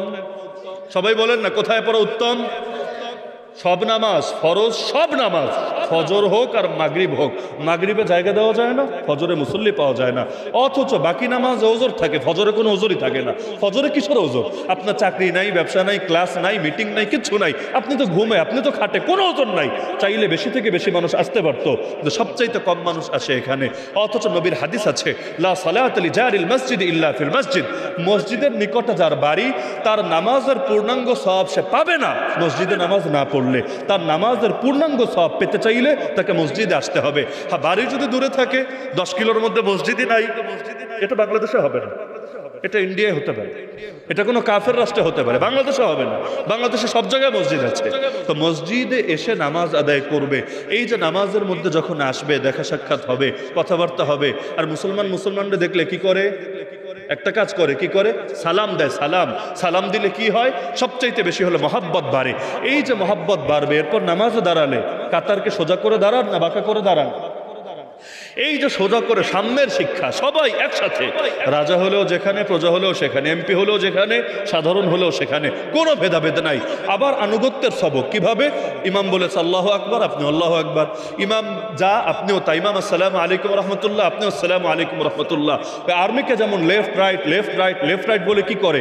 আনুগত্যের প্রশিক্ষণ দেয়, কমান্ড মানার প্রশিক্ষণ দেয়। তো ইসলামের আনুগত্যের প্রশিক্ষণে মসজিদের ভেতর হয়ে যাচ্ছে সাম্যের সবক, আনুগত্যের সবক, ঐক্যের সবক, মহাব্বতের সবক। এরপর জুম্মার নামাজ প্রতিটা মসজিদে হবে না, জুম্মার নামাজ হবে জামে মসজিদে।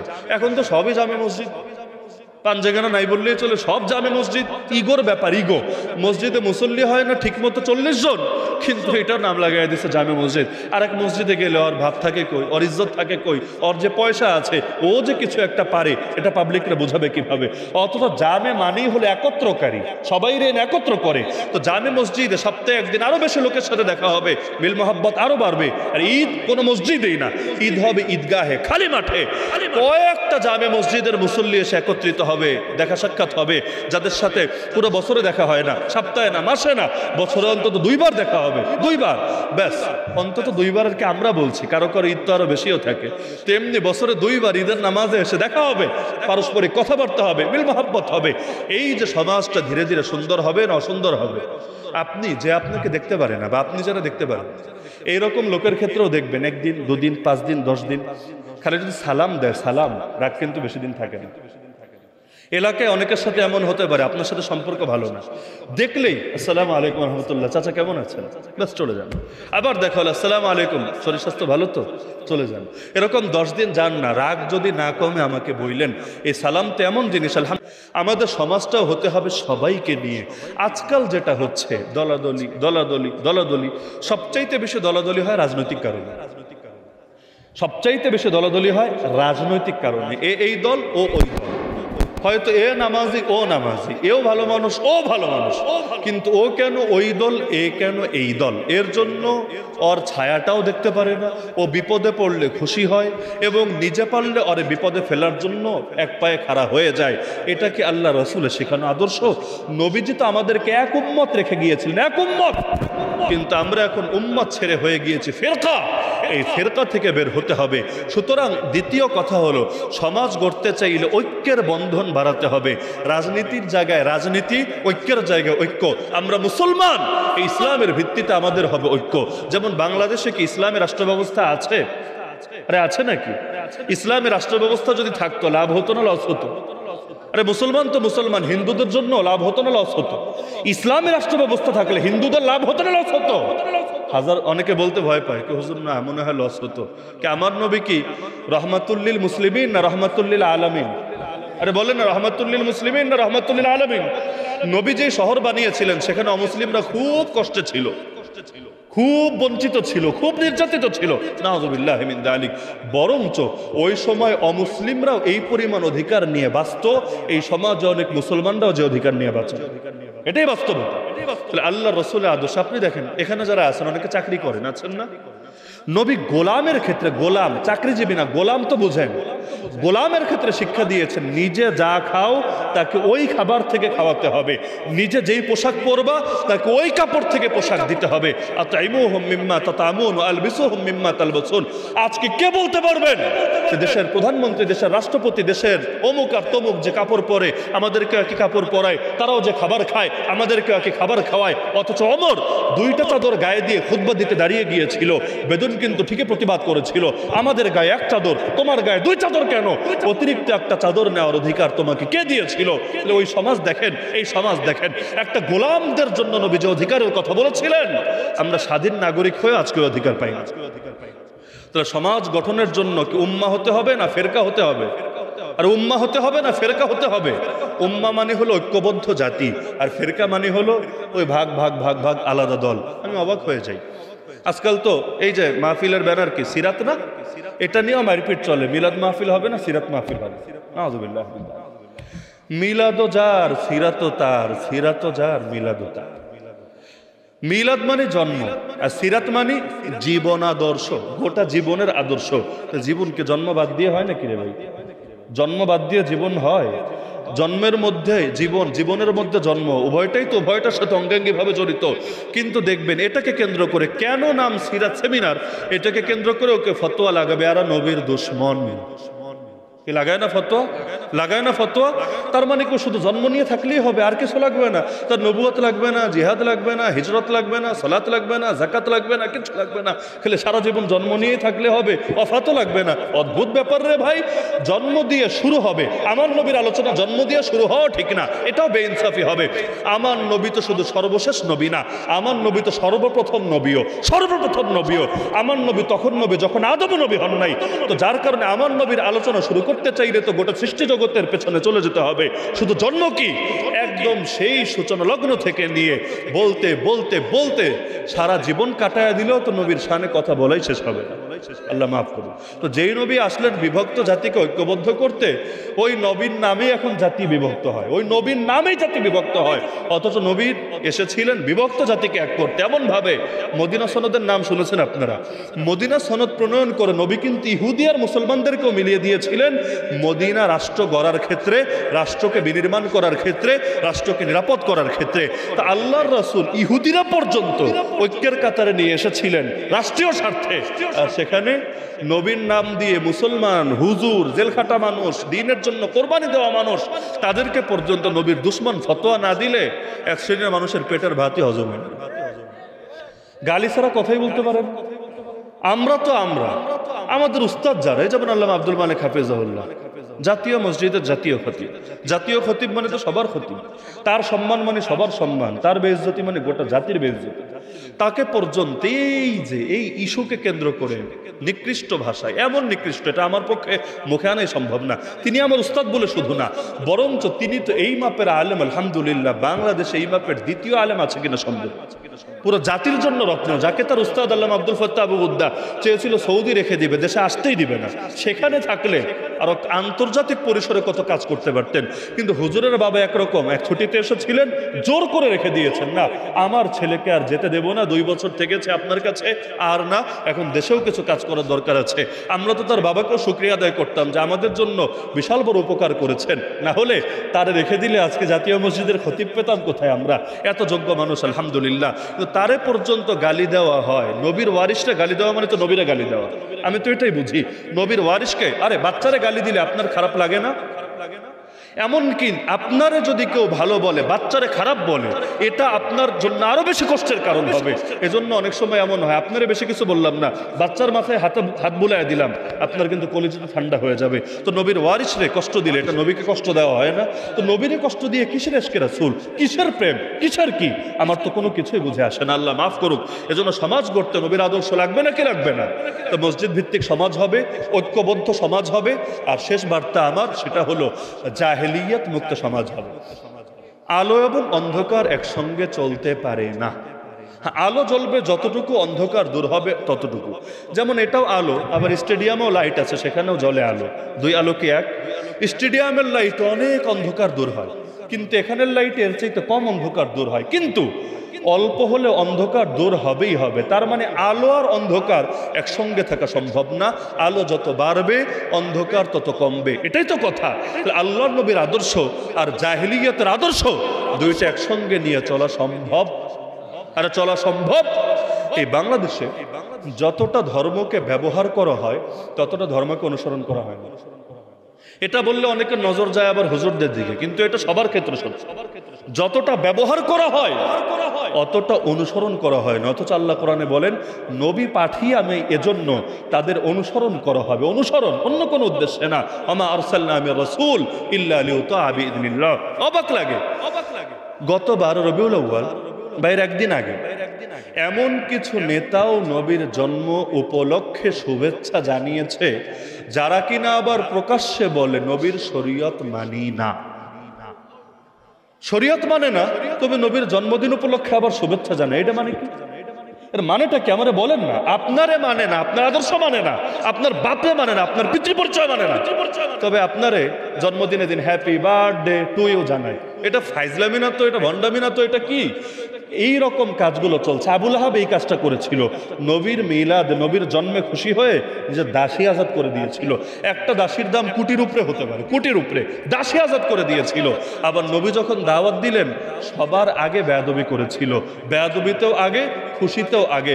জন্মে খুশি, কিন্তু নবী যে নবী হয়ে আসলেন, তিনি যে শরীয়ত তাদের সামনে উপস্থাপন করলেন, এইটা আর ভালো লাগলো না। আল্লাহ মাফ করুক, আমাদের অবস্থাটা হয়ে গেছে এমন। এই যে এখন যে কথাটা বলবো কষ্ট পাবেন, তাও বলি। বৈষম্যের বিরুদ্ধে আন্দোলন হয়েছে না? বৈষম্যের বিরুদ্ধে আন্দোলন হয়েই নতুন এক বাংলাদেশ আমরা পেয়েছি না? এমন আন্দোলন তো এবার প্রথম না, আগেও হয়েছে। 52 ভাষা আন্দোলন, সেটাও তো মূলত বৈষম্যের বিরুদ্ধে কথা বলার জন্য। 71 মুক্তিযুদ্ধ, সেটাও মূলত ওই পাকিস্তানি আর বাঙালি বৈষম্যের বিরুদ্ধে কথা বলার জন্য। লেকিন আমার বুঝে আসে না, কোন রাষ্ট্রের অর্থনীতিতে যদি সুদ থাকে, সুদ, ওই রাষ্ট্রে কখনোই অর্থনৈতিক সাম্য প্রতিষ্ঠা হওয়া সম্ভব না। সুদ মানেই বৈষম্য। সুদ যত বাড়বে বৈষম্য তত বাড়বে। সুদ মানেই হলো গরিব আরো গরিব হবে, আর পুঁজিপতি, পয়সাওয়ালা যারা আছে পুঁজিপতি, ওরা পুঁজি বাড়তে বাড়তে বাড়তে বাড়তে বাড়তে এটা রাখার জায়গা খুঁজে পাবে না। এই দেশে এমন ধনীও আছে, সিঙ্গাপুরের শীর্ষ 50 জনের ভেতর তার নাম আছে। শুধু এবছর থেকে না, গতবারও ছিল, তার আগের বারও ছিল, তার আগের বারও ছিল।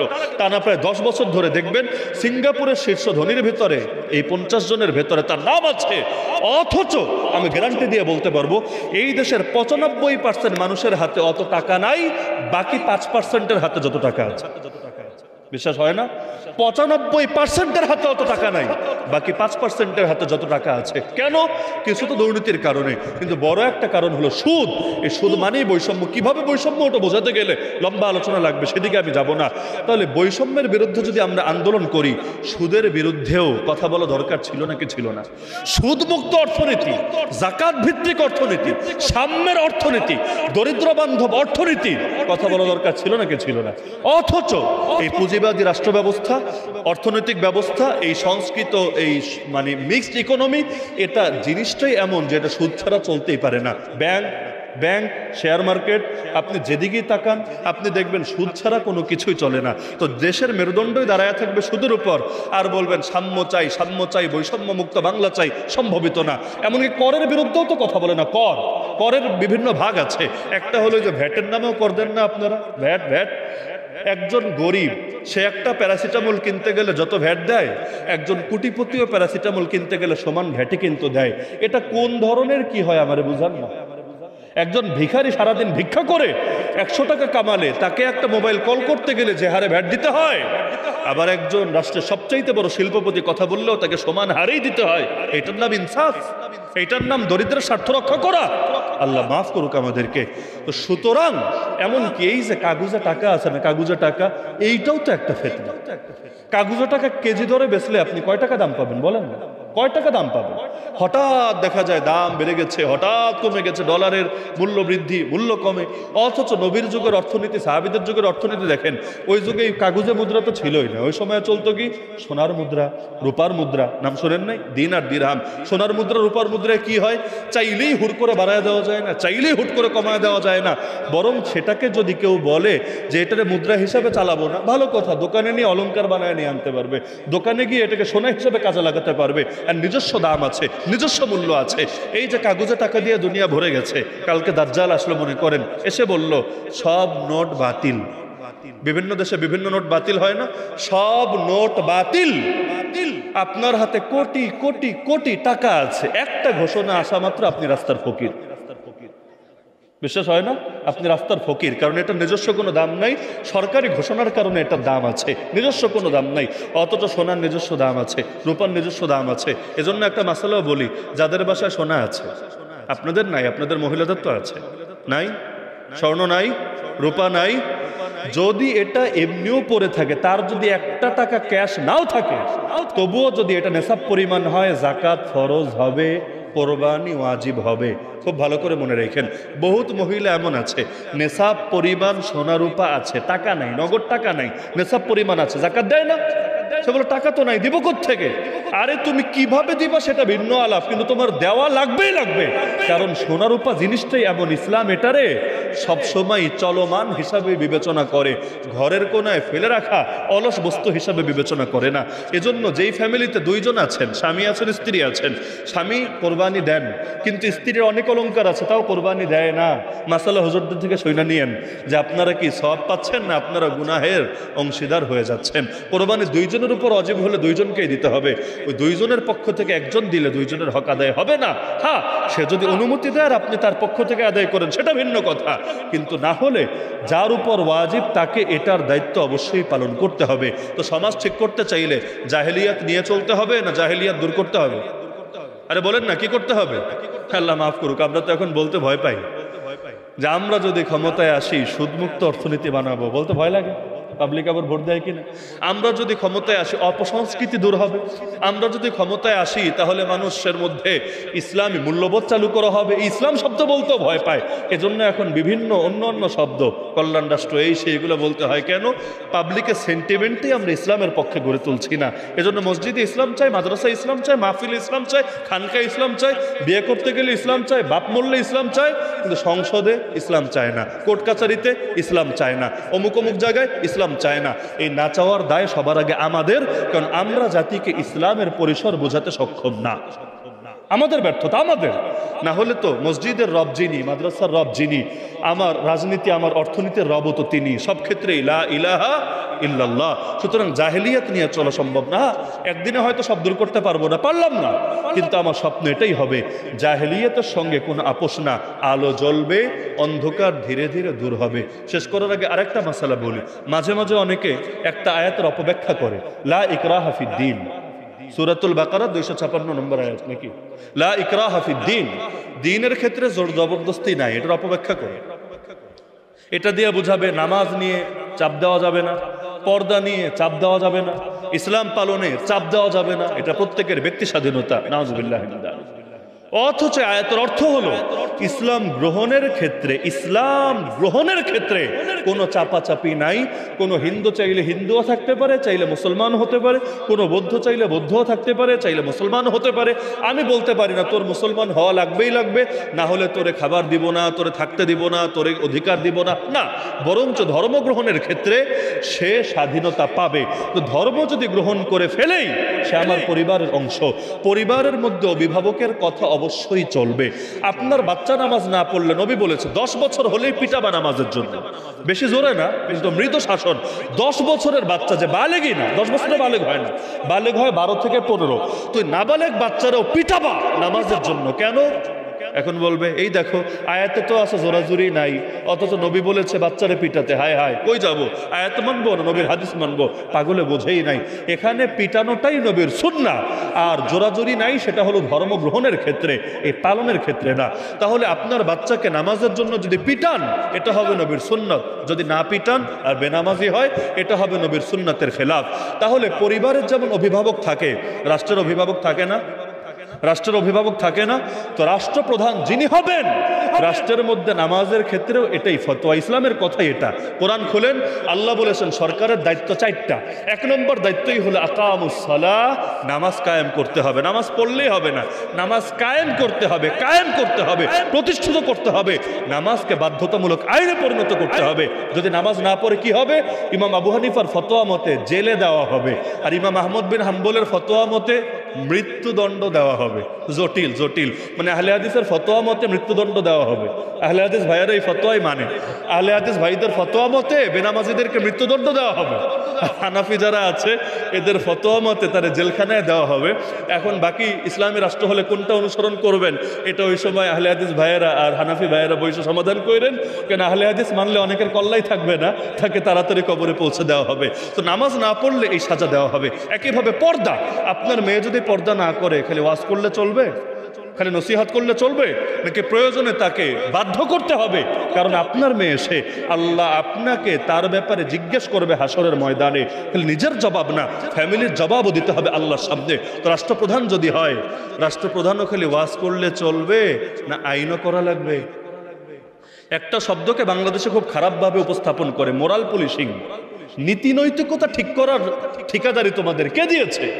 অথচ আমি যদি বাংলাদেশের রাষ্ট্রপ্রধান হতাম, আলাদা বাহিনী বানায় দিতাম সেই সাহাবী যুগ তাবে যুগের মতো, যেই বাহিনীর কাজ হবে তারা শুধু মানুষের নীতি নৈতিকতা লক্ষ্য রাখবে, আর কিচ্ছু না।